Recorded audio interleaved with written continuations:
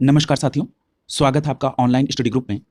भारतीय राज्य व्यवस्था अर्थात इंडियन पॉलिटी से संबंधित प्रश्नों की श्रृंखला के अंतर्गत आज की क्लास में सबसे पहला टॉपिक होगा राष्ट्रपति। तो चलिए राष्ट्रपति से संबंधित प्रश्नों की श्रृंखला को यहाँ पर प्रारंभ करते हैं। सबसे पहला प्रश्न है कि भारत में राष्ट्रपति का निर्वाचन किस प्रकार से होता है। तो याद रखिएगा, भारत में राष्ट्रपति का निर्वाचन अप्रत्यक्ष मतदान से होता है। यानी यहाँ पर प्रश्न संख्या 1 का डी विकल्प आपका आंसर हो जाएगा।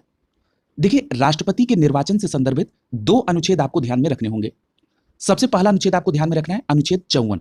अनुच्छेद 54 कहता है कि राष्ट्रपति का निर्वाचन। अब राष्ट्रपति के निर्वाचन का क्या मतलब है? इसका मतलब यह है कि राष्ट्रपति के निर्वाचन में कौन कौन से लोग पार्टिसिपेट करेंगे।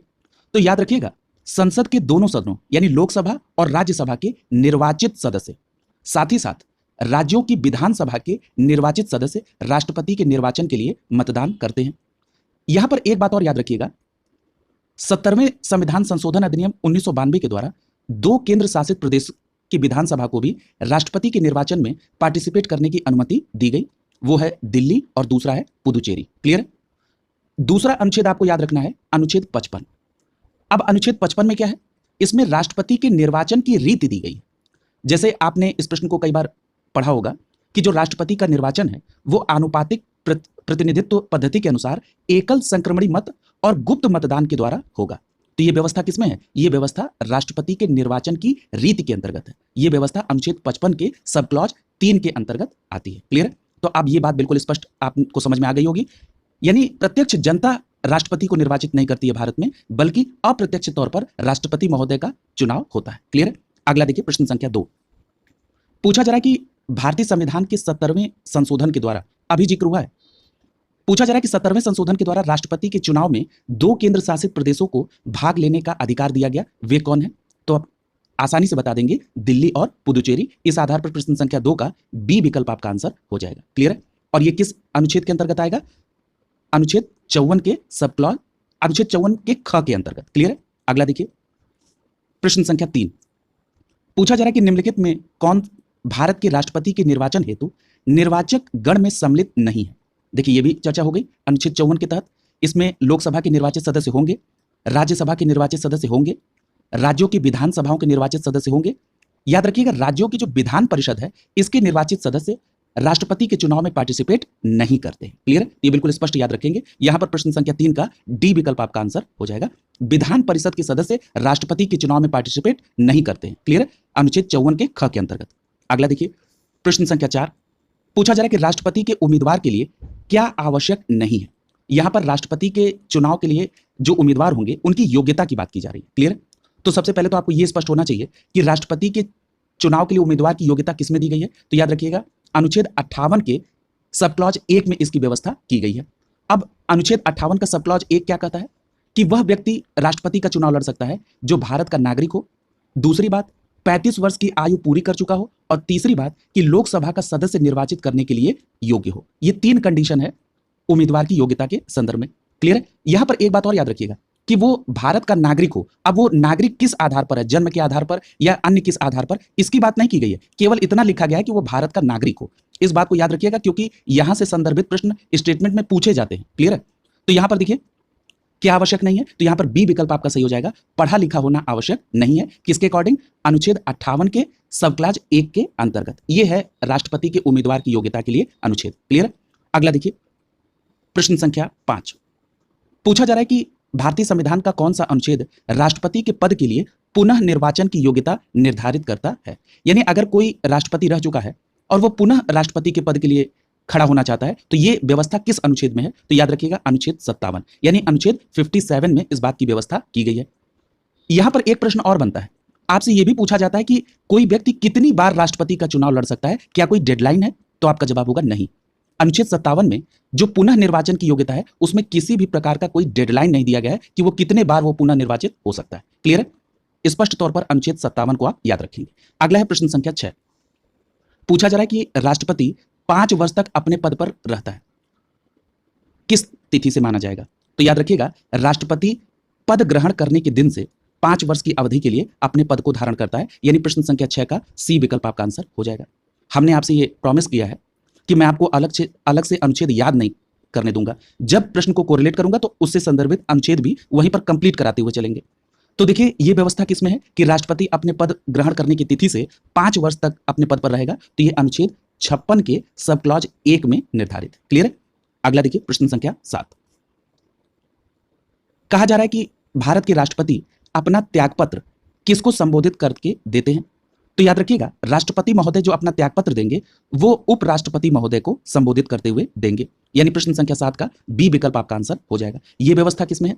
तो याद रखिएगा, ये व्यवस्था अनुच्छेद 56 के सब क्लॉज 1 में परंतुक जोड़ा गया है और उस परंतुक के खंड क में इस बात की व्यवस्था की गई है। यानी अनुच्छेद 56 के सब क्लॉज 1 के अंतर्गत परंतुक है और उसमें खंड क है जो कहता है कि भारत का जो राष्ट्रपति होगा वो अपना त्यागपत्र उपराष्ट्रपति को संबोधित करते हुए देगा। क्लियर है? ये बात बिल्कुल स्पष्ट हो गई। अब यहां पर एक प्रश्न और कोरिलेट करिए। ये पूछा जाता है कि जो मान लीजिए कि उपराष्ट्रपति को इस बात की जानकारी राष्ट्रपति महोदय ने दे दी, तो उपराष्ट्रपति महोदय ये सूचना किसको देंगे? तो याद रखिएगा, उपराष्ट्रपति महोदय इस बात की सूचना लोकसभा अध्यक्ष को तुरंत देते हैं। क्लियर है? और ये व्यवस्था किसमें है? तो याद रखिएगा, ये व्यवस्था अनुच्छेद 56 के सब क्लॉज 2 में है। क्लियर है? यानी जैसे ही राष्ट्रपति महोदय ने अपने त्यागपत्र को दिया उपराष्ट्रपति महोदय को, तो उपराष्ट्रपति महोदय अनुच्छेद 56 के सब क्लॉज 2 के तहत तुरंत इस बात की सूचना लोकसभा अध्यक्ष को देंगे। क्लियर? इन दोनों प्रश्नों को आप याद रखिए। अगला देखिए प्रश्न संख्या 8। पूछा जा रहा है कि भारत के राष्ट्रपति को उनके पद से हटाया जा सकता है किसके द्वारा? तो याद रखिएगा, राष्ट्रपति महोदय को उनके पद से संसद के द्वारा हटाया जा सकता है। यहां पर एक चीज याद रखिएगा, एक अनुच्छेद है अनुच्छेद 56 का सब क्लॉज 1 और मैंने आपको बताया कि उसमें एक परंतुक भी जोड़ा गया है। उसका परंतुक ख कहता है, क्या कहता है कि अगर मान लीजिए कि संविधान का अतिक्रमण करते हुए दिखे राष्ट्रपति महोदय, तो अनुच्छेद 61 में दी गई रीत के अनुसार संसद महाभियोग चलाकर राष्ट्रपति महोदय को पद से हटा सकती है। क्लियर? तो यह व्यवस्था किसमें है? अनुच्छेद 56 के सब क्लॉज 1 के परंतुक के खंड ख में। क्लियर है? और अगर पूछा जाए कि राष्ट्रपति महोदय पर महाभियोग की जो रीत है वो किसके अंतर्गत है, तो वो अनुच्छेद 61 के अंतर्गत है। क्लियर है? अगला देखिए, इस प्रकार यहां पर डी विकल्प सही हो जा रहा है 8वें का। अगला प्रश्न संख्या 9। पूछा जा रहा है कि भारतीय संविधान के किस अनुच्छेद के तहत राष्ट्रपति पर महाभियोग चलाया जा सकता है? देखिए सेम प्रश्न आ गया। तो अनुच्छेद 61 के तहत राष्ट्रपति पर महाभियोग चलाया जा सकता है। ये जो अनुच्छेद 61 के तहत राष्ट्रपति पर महाभियोग चलाया जा सकता है, इस बात की व्यवस्था किस अनुच्छेद में है? तो अभी हमने आपको बताया कि अनुच्छेद 56 के सब क्लॉज 1 में जो परंतुक जोड़ा गया उसके खंड ख में इस बात की व्यवस्था की गई है। क्लियर है? अगला देखिए, यहां से प्रश्न बना है, मैं कोई भी अतिरिक्त और अनावश्यक फैक्ट नहीं बता रहा हूं। क्लियर है? अगला देखिए प्रश्न संख्या 10। पूछा जा रहा है कि राष्ट्रपति पर महाभियोग का आरोप संसद के किस सदन द्वारा लगाया जा सकता है? तो यहां पर स्पष्ट याद रखिएगा कि संसद का कोई सदन राष्ट्रपति पर महाभियोग का आरोप लगा सकता है। क्लियर है? यानी यहां पर प्रश्न संख्या 10 का सी विकल्प आपका आंसर हो जाएगा। यह व्यवस्था किसमें है? तो याद रखिएगा, अनुच्छेद 61 के सब क्लॉज 1 में कहा गया कि राष्ट्रपति पर महाभियोग जो लगेगा वो संसद का कोई सदन लगा सकता है। क्लियर? अगला देखिए प्रश्न संख्या 11। पूछा जा रहा है कि निम्नलिखित में से कौन सा भारत के राष्ट्रपति के निर्वाचक गण का तो भाग है परंतु उसके महाभियोग के अधिकरण का भाग नहीं है। यानी सीधी सी बात यह पूछी जा रही है, किसमें से ऐसा कौन है जो राष्ट्रपति महोदय के निर्वाचन में तो भाग लेता है लेकिन जो उनको हटाने के लिए महाभियोग की प्रक्रिया है उसमें वो पार्टिसिपेट नहीं करता है? तो याद रखिएगा, यहां पर आपका सही जवाब होगा विकल्प डी, राज्यों की विधानसभा के जो राज्यों की विधानसभाओं के निर्वाचित सदस्य राष्ट्रपति के इलेक्शन में पार्टिसिपेट करते हैं अनुच्छेद 54 के ख के तहत, लेकिन वो अनुच्छेद 61 के तहत जो महाभियोग चलेगा उसमें वो पार्टिसिपेट नहीं करेंगे। क्लियर है? अगला देखिए प्रश्न संख्या 12। पूछा जा रहा है कि भारत के राष्ट्रपति के महाभियोग की प्रक्रिया है। कैसी प्रक्रिया है महाभियोग की? तो याद रखिएगा, ये अर्ध न्यायिक प्रक्रिया है। यानी जो भारत के राष्ट्रपति को महाभियोग की प्रक्रिया के तहत हटाया जाता है ये एक अर्ध न्यायिक प्रक्रिया है। अगला देखिए प्रश्न संख्या 13। पूछा जा रहा है कि राष्ट्रपति का रिक्त स्थान भर लिया जाना चाहिए कितने समय के अंदर? तो याद रखिएगा, यहां पर प्रश्न संख्या 13 का बी विकल्प सही हो जाएगा कि राष्ट्रपति का जो रिक्त स्थान है वो 6 माह में भर लिया जाना चाहिए। इस बात की व्यवस्था किस अनुच्छेद में है? तो याद रखिएगा, अनुच्छेद 62 के सब क्लॉज 2 में इस बात की व्यवस्था है कि राष्ट्रपति का जो रिक्त पद है वो 6 माह के अंदर भर लिया जाना चाहिए। अगला देखिए प्रश्न संख्या 14। पूछा जा रहा है कि यदि राष्ट्रपति और उपराष्ट्रपति का पद खाली हो तो भारत के राष्ट्रपति के पद पर कौन होता है? तो याद रखिएगा, अगर राष्ट्रपति और उपराष्ट्रपति दोनों का पद खाली है तो ऐसी स्थिति में भारत का मुख्य न्यायाधीश भारत के राष्ट्रपति के पद को धारण करेंगे। यानी प्रश्न संख्या 14 का बी विकल्प आपका आंसर हो जाएगा। यानी अगर राष्ट्रपति का पद खाली हुआ तो उपराष्ट्रपति महोदय, अगर उपराष्ट्रपति महोदय भी नहीं है तब भारत के जो मुख्य न्यायाधीश हैं वो राष्ट्रपति के पद को धारण करते हैं। अगला देखिए प्रश्न संख्या 15। पूछा जा रहा है कि निम्नांकित में कौन भारतीय गणतंत्र का प्रमुख है? तो याद रखिए, आप सभी जानते भी हैं कि जो भारत का गणतंत्र का प्रमुख है यानी जो राष्ट्राध्यक्ष है वो कौन है? राष्ट्रपति महोदय। यानी यहां पर प्रश्न संख्या 15 का ए विकल्प आपका आंसर हो जाएगा। यहां पर एक बात और मैं कोरिलेट कर लूं, आप सभी जानते हैं कि भारत के जो राष्ट्रपति के लिए जो प्रावधान है वो तो अनुच्छेद 52 में है। क्लियर है?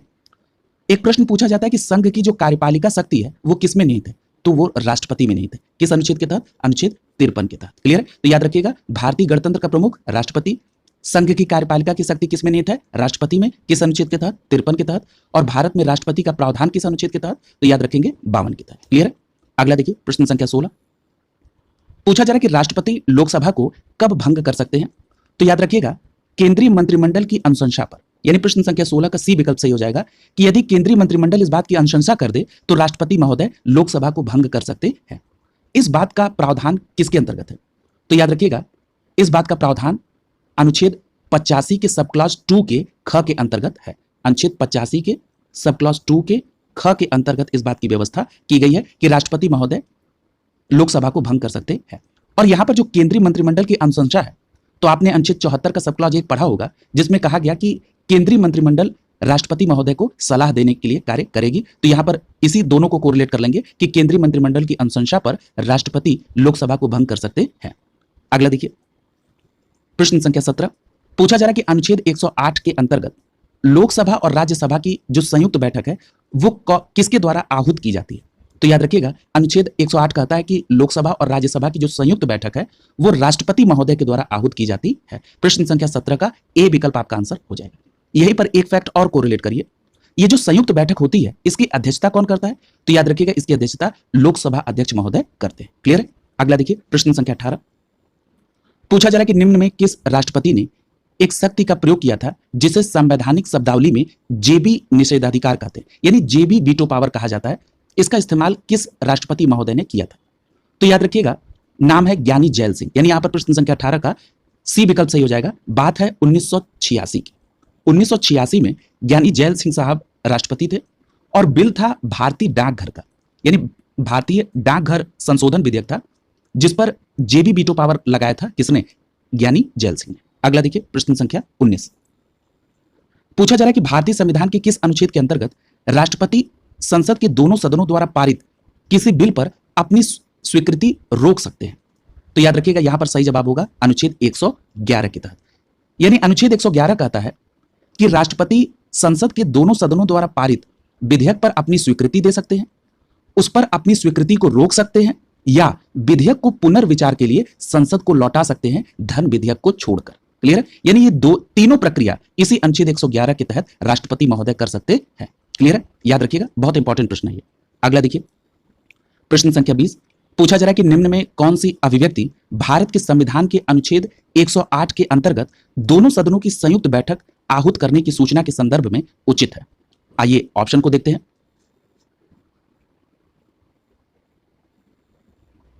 तो यहां पर लिखा है पहला कि राष्ट्रपति के आशय से, तो यही आपका सही जवाब हो जाएगा। यानी प्रश्न संख्या 20 का ए विकल्प सही हो जाएगा। देखिए, राष्ट्रपति का आशय का मतलब होता है इंटेंशन।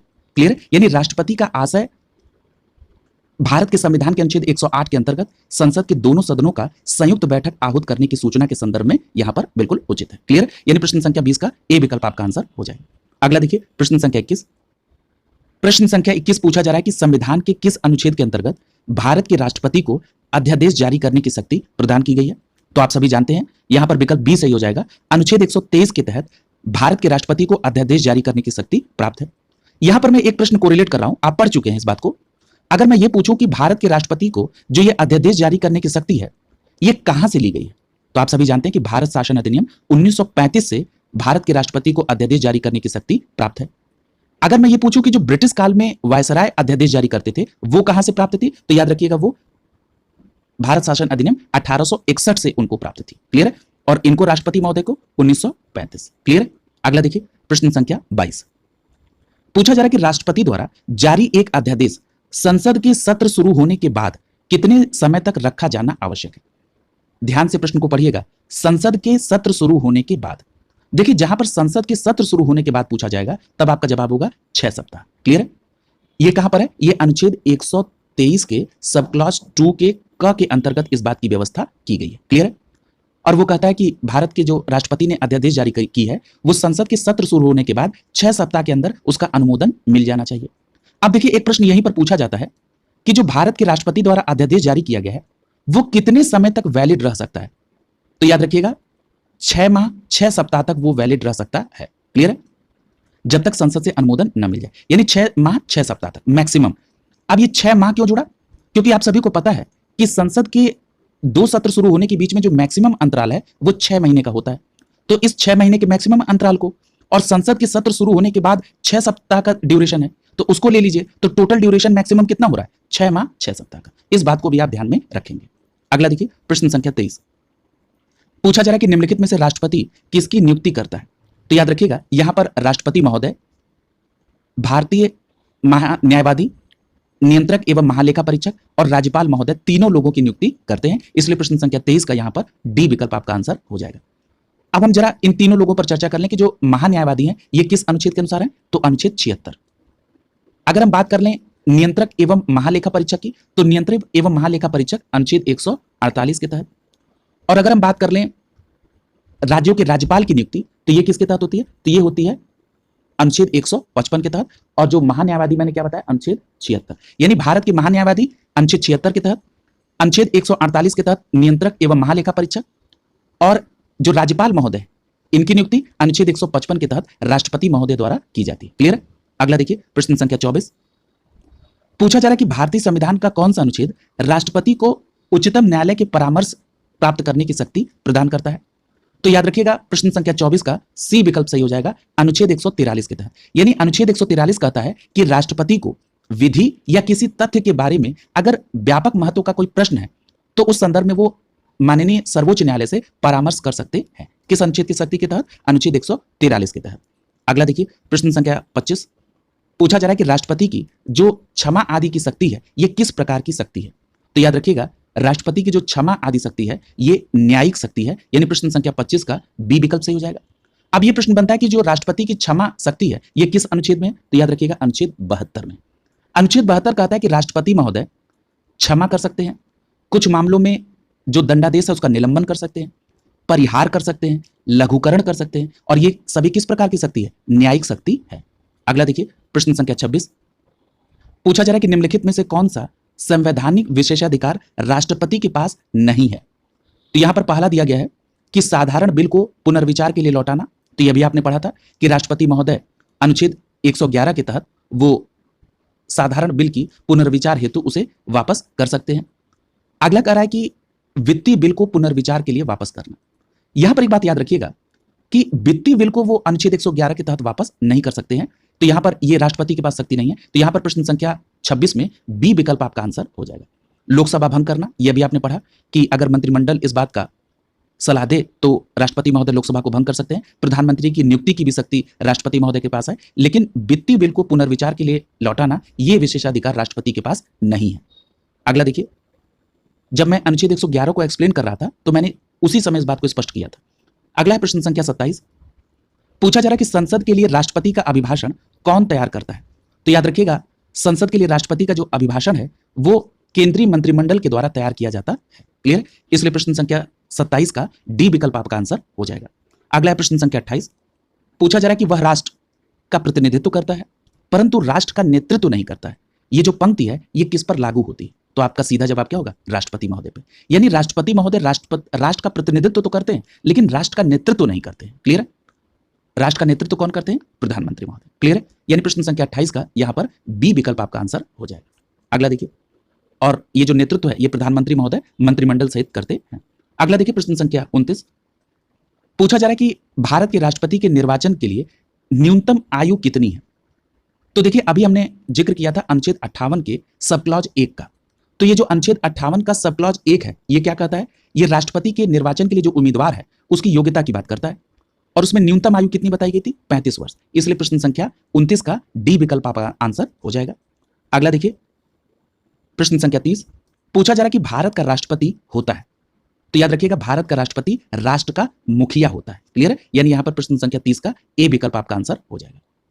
अगला देखिए प्रश्न संख्या 31, पूछा जा रहा है कि निम्नलिखित में से कौन सा आपातकाल राष्ट्रपति द्वारा स्वयं ही घोषित किया जा सकता है। तो यहां पर देखिए पहला कह रहा है कि विदेशी आक्रमण या आंतरिक दंगे फसाद की वजह से।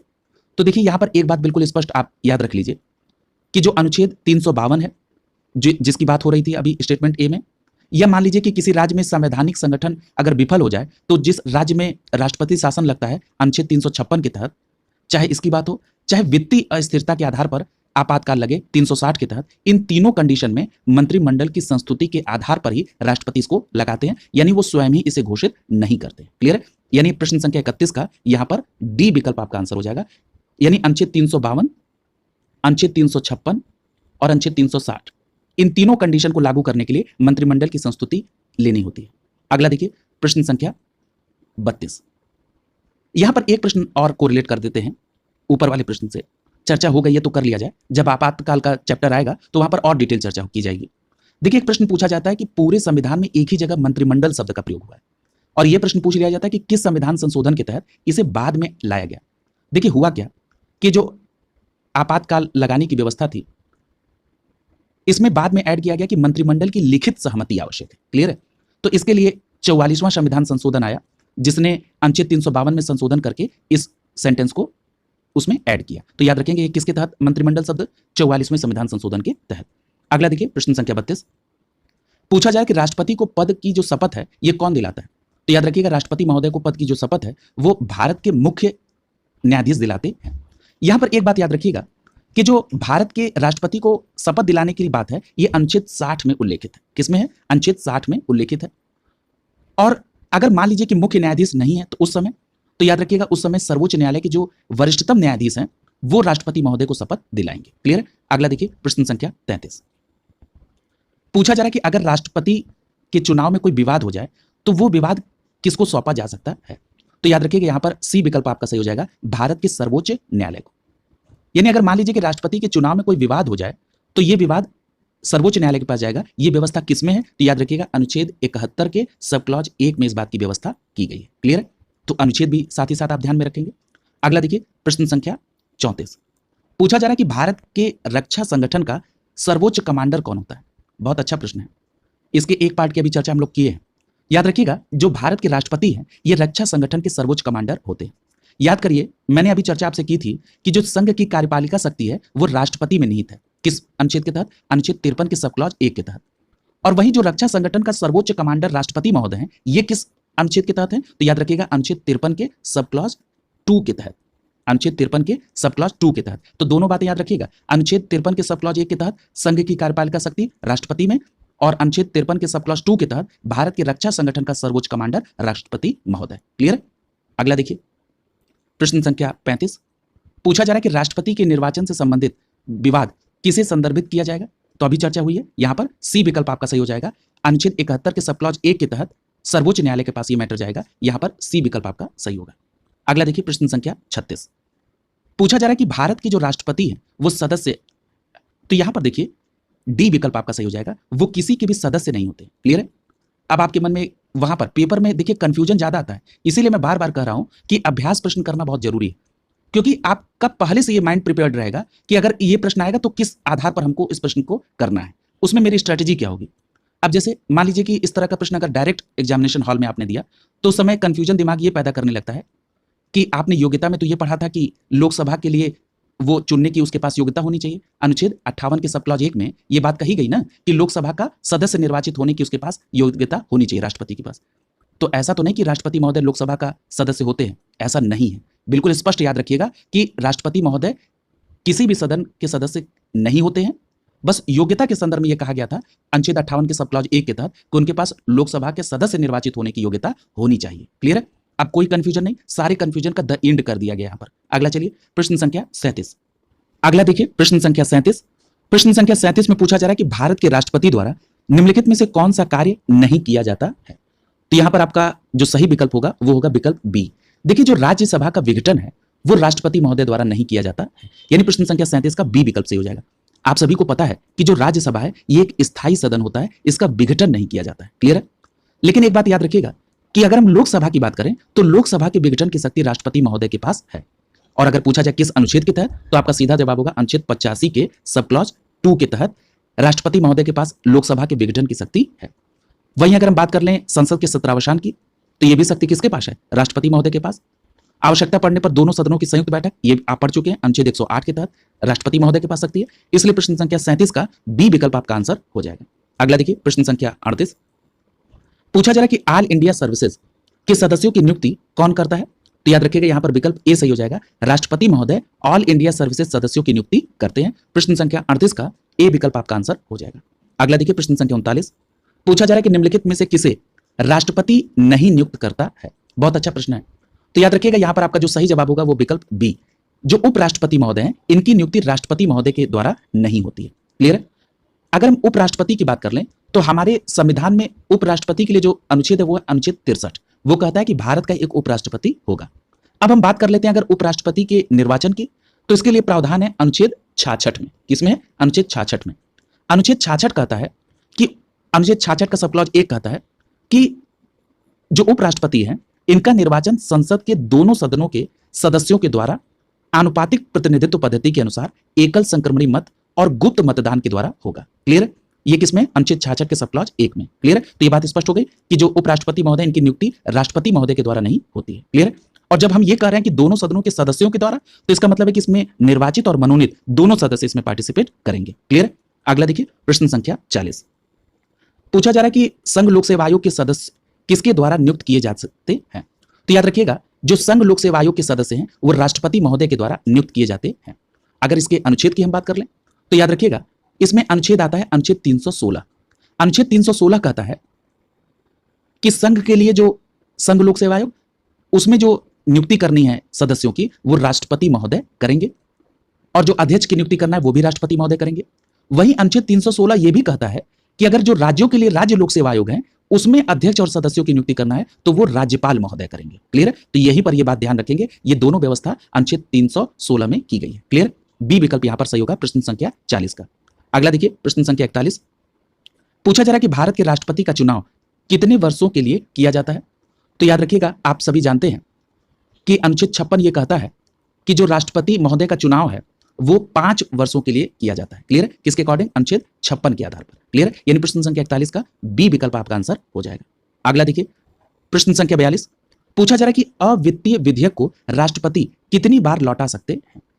तो याद रखिएगा जो अवित्तीय विधेयक है इसको राष्ट्रपति महोदय पुनर्विचार के लिए एक बार लौटा सकते हैं। क्लियर है?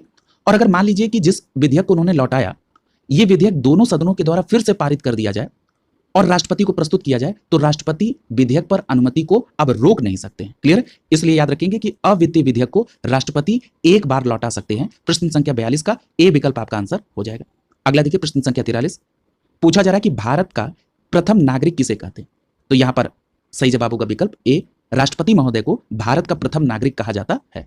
अगला देखिए प्रश्न संख्या 44, पूछा जा रहा है कि राष्ट्रपति पद के उम्मीदवार को इनमें से किसकी योग्यता का होना अनिवार्य है?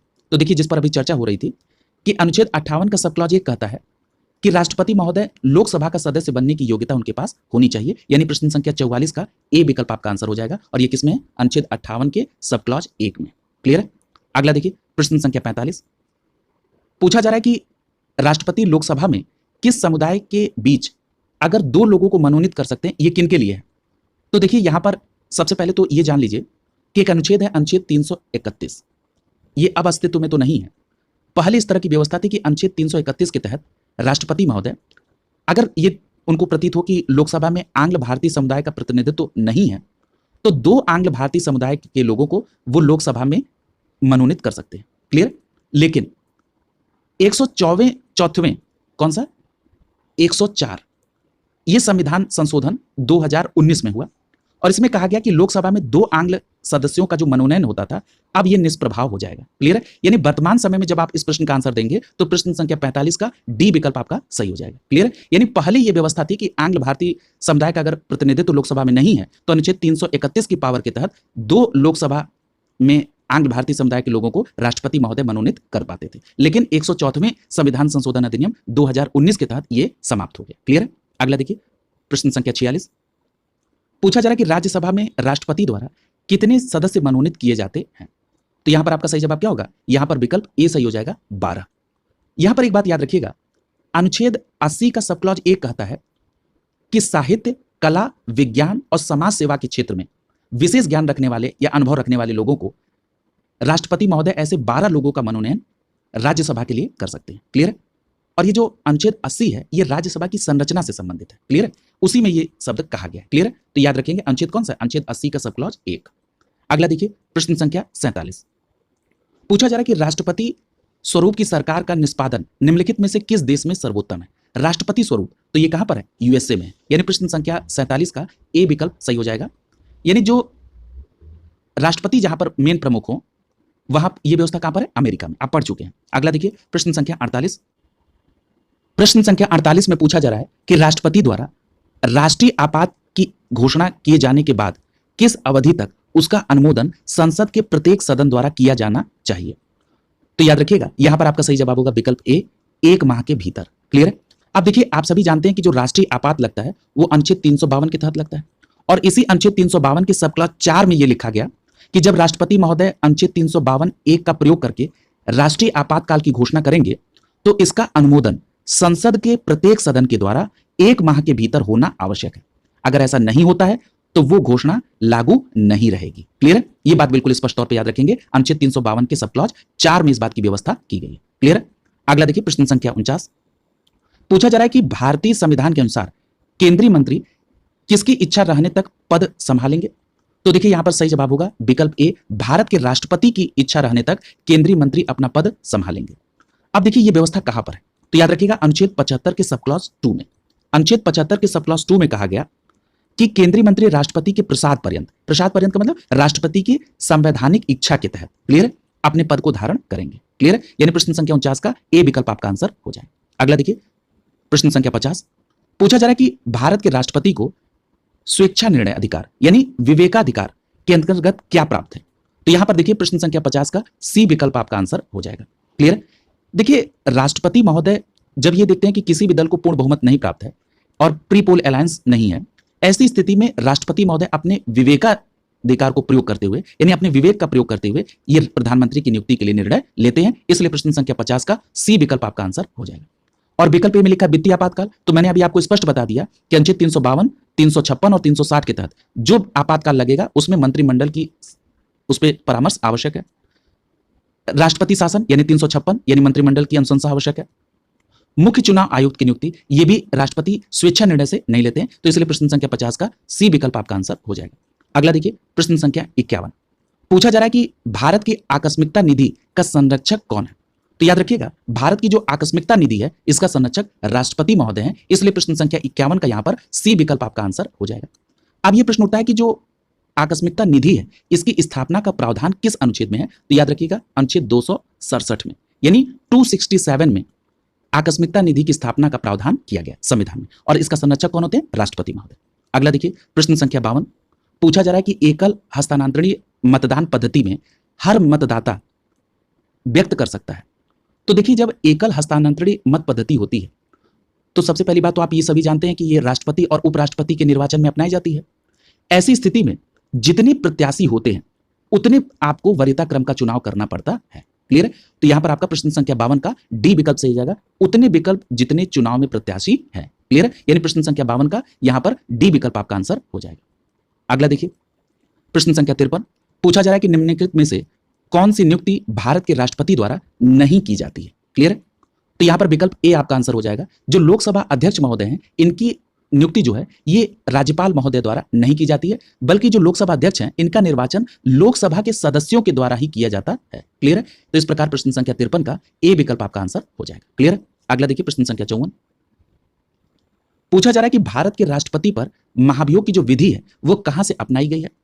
तो आप सभी जानते हैं, पढ़ भी चुके हैं कि भारतीय संविधान में जो राष्ट्रपति पर महाभियोग की शक्ति है ये यूएसए से ली गई है, और किसके तहत होती है? अनुच्छेद 61 के तहत। इसलिए प्रश्न संख्या 54 का ए विकल्प आपका आंसर हो जाएगा। अगला देखिए प्रश्न संख्या 55। पूछा जा रहा है कि राष्ट्रपति की सेवानिवृत्ति आयु क्या है? बहुत अच्छा प्रश्न है। देखिए जो मिनिमम आयु है ये तो आपने पढ़ा है कि 35 वर्ष होती है। क्लियर है? लेकिन एक बात याद रखिएगा कि जो राष्ट्रपति महोदय की पदावधि है वो 5 वर्ष डिसाइड की गई है अनुच्छेद 56 के सब क्लॉज 1 के तहत। क्लियर है? लेकिन आयु के संदर्भ में कोई डेडलाइन संविधान में निर्धारित नहीं है। क्लियर है? यानी पद ग्रहण करने के 5 वर्ष तक वो रहेंगे, इस बात का जिक्र तो अनुच्छेद 56 के सब क्लॉज 1 में है, लेकिन आयु की सीमा कोई निर्धारित नहीं की गई है। इसलिए प्रश्न संख्या 55 का यहां पर डी विकल्प आपका आंसर हो जाएगा। क्लियर? अगला देखिए प्रश्न संख्या 56। पूछा जा रहा है कि भारत का राष्ट्रपति अपने पद पर पुनर्निर्वाचन के लिए कितनी बार खड़ा हो सकता है। देखिए, इस बात का मैंने जिक्र किया था जब मैं अनुच्छेद 57 को एक्सप्लेन कर रहा था, तो मैंने आपसे कहा था कि राष्ट्रपति का जो पुनर्निर्वाचन योग्यता है वो अनुच्छेद 57 में है, लेकिन इसमें कोई समय सीमा नहीं दी गई है। ठीक है, तो यहां पर आपका सही जवाब क्या होगा, विकल्प डी सही हो जाएगा। जितनी बार वो चाहे वो पुनर्निर्वाचित हो सकता है। क्लियर। प्रश्न संख्या 56 का डी विकल्प सही हो जाएगा। अगला देखिए, प्रश्न संख्या 57 पूछा जा रहा है कि भारतीय संघ के राष्ट्रपति के पास वही संवैधानिक अधिकार है जो, तो याद रखिएगा, आप सभी जानते भी हैं कि भारत में किस प्रकार की शासन प्रणाली है, संसदीय शासन प्रणाली। और संसदीय शासन प्रणाली कहां से ली गई, तो ब्रिटेन के शासन से ली गई। इसका मतलब किस प्रकार की समकक्षता होगी, ब्रिटिश राजा रानी की जैसे। क्लियर है, यानी प्रश्न संख्या 57 का ए विकल्प आपका आंसर हो जाएगा। क्लियर है। अगला देखिए, प्रश्न संख्या 58 देखिए, ये कथन और कारण से संबंधित प्रश्न है। कथन में कहा जा रहा है कि भारत का राष्ट्रपति ब्रिटिश राजा से भिन्न है। अब देखिए, अभी आपने ऊपर पढ़ा कि जो भारत में संसदीय शासन प्रणाली वो ब्रिटेन से ली गई, और जो भारतीय संघ के राष्ट्रपति हैं इनके पास वही संवैधानिक अधिकार है जो ब्रिटिश राजा और रानी के पास है। क्लियर है। देखिए, यहां पर बात हो रही थी पिछले प्रश्न में संवैधानिक अधिकार की, लेकिन जब हम ये कहेंगे कि भारत का राष्ट्रपति ब्रिटिश राजा से भिन्न है तो ये बात बिल्कुल सत्य हो जाएगी। अब देखिए, ये बात कैसे सत्य है, जरा इसको भी साबित किया जाए। तो देखिए, आप सभी को पता है कि भारत में जो राष्ट्रपति होते हैं ये नाम मात्र के प्रमुख होते हैं। क्लियर। और दूसरी बात, भारत में जो राष्ट्रपति होते हैं वो निर्वाचित होते हैं, भले ही वो अप्रत्यक्ष तौर पर निर्वाचित होते हो, लेकिन जो ब्रिटेन के राजा हैं वो वंशानुगत के आधार पर चुने जाते हैं। इसका मतलब कि भारत के राष्ट्रपति और ब्रिटिश राजा में भिन्नता हुई। क्लियर है। तो इस प्रकार ये कथन सही हो गया। अगला कह रहा है कि भारत के राष्ट्रपति का जो पद है वो अमेरिका के राष्ट्रपति से मिलता है, तो देखिए ये भी गलत है। वहां पर राष्ट्रपति जैसी व्यवस्था है, यानी राष्ट्राध्यक्षीय व्यवस्था है, यानी वहां पर राष्ट्रपति प्रमुख होता है, लेकिन भारत में संसदीय शासन प्रणाली है। क्लियर है, यानी यहां पर राष्ट्रपति एक रबर बैंड की तरह कहा जाता है कि कार्य करता है। तो यहां पर आप ये नहीं कह सकते कि भारत के राष्ट्रपति का पद अमेरिका के राष्ट्रपति के पद से मिलता है, क्योंकि भारत में राष्ट्रपति का जो पद है ये नाम मात्र का इनके। क्लियर है, तो यानी नाम मात्र का ये प्रमुख है, इसलिए यहां पर ए सही है लेकिन आर गलत है। क्लियर है, यानी प्रश्न संख्या 58 का यहां पर सी विकल्प आपका आंसर हो जाएगा। क्लियर है, आप समझ गए होंगे। अगला प्रश्न संख्या 59 पूछा जा रहा है कि संविधान असाधारण परिस्थिति में राष्ट्रपति को राज्यपाल के कृत्यों के निर्वहन हेतु उपबंध कर सकता है। बहुत अच्छा प्रश्न है। तो याद रखिएगा, अनुच्छेद 160 के तहत, यानी अनुच्छेद 160 के तहत राष्ट्रपति आकस्मिक या मान लीजिए कोई ऐसी असाधारण स्थिति बन जाए तो ऐसी सिचुएशन में राज्यपाल की कृतियों का निर्वहन हेतु उपबंध कर सकते हैं। कौन, राष्ट्रपति। किसके तहत, अनुच्छेद 160 के तहत। याद रखेंगे। अगला देखिए, प्रश्न संख्या 60 पूछा जा रहा है कि भारतीय संविधान भारत के राष्ट्रपति को अधिकार नहीं देता है। किस प्रकार का अधिकार नहीं देता है, तो देखिए लिखा है पहला कि प्रधानमंत्री की नियुक्ति, तो ये तो अधिकार है। दूसरा लिखा है कि राज्यों के मुख्यमंत्री की नियुक्ति। याद रखिएगा, राज्यों के मुख्यमंत्री की नियुक्ति का अधिकार राष्ट्रपति के पास नहीं होता है। किसके पास होता है, राज्यपाल महोदय के पास होता है। क्लियर है, तो यहां पर बी विकल्प आपका सही हो जाएगा। अब एक प्रश्न ये भी उठता है कि जो राज्यों के मुख्यमंत्री की नियुक्ति का अधिकार राज्यपाल के पास है, किस अनुच्छेद के तहत, तो याद रखिएगा अनुच्छेद 164 के सब क्लॉज 1 के तहत। क्लियर है, तो ये याद रखेंगे। अगला देखिए, प्रश्न संख्या 61 प्रश्न संख्या 61 देखिए, पूछा जा रहा है कि स्वतंत्र भारत के प्रथम राष्ट्रपति थे।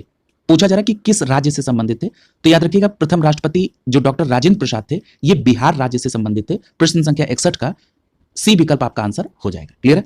अगला देखिए, प्रश्न संख्या 62 पूछा जा रहा है कि 2 अवधि के लिए भारत के राष्ट्रपति कौन थे। तो देखिए, जो भारत के राष्ट्रपति 2 अवधि की बात की जाएगी तो यहां पर आपका सही जवाब हो जाएगा विकल्प बी, डॉक्टर राजेंद्र प्रसाद। ये बात याद रखिएगा कि जो डॉक्टर राजेंद्र प्रसाद हैं ये 3 अवधि के लिए राष्ट्रपति थे। पहली अवधि थी 1950 से 52 तक की, दूसरी अवधि थी 1952 से 1957 तक की, और तीसरी अवधि थी 1957 से 1962 तक की। क्लियर है, तो इस प्रकार प्रश्न संख्या 62 का बी विकल्प आपका आंसर हो जाएगा। क्लियर है। अगला देखिए, प्रश्न संख्या 63 पूछा जा रहा है कि सर्वसम्मति से निर्वाचित भारत के राष्ट्रपति थे कौन, तो याद रखिएगा यहां पर विकल्प सी सही हो जाएगा, एन संजीव रेड्डी।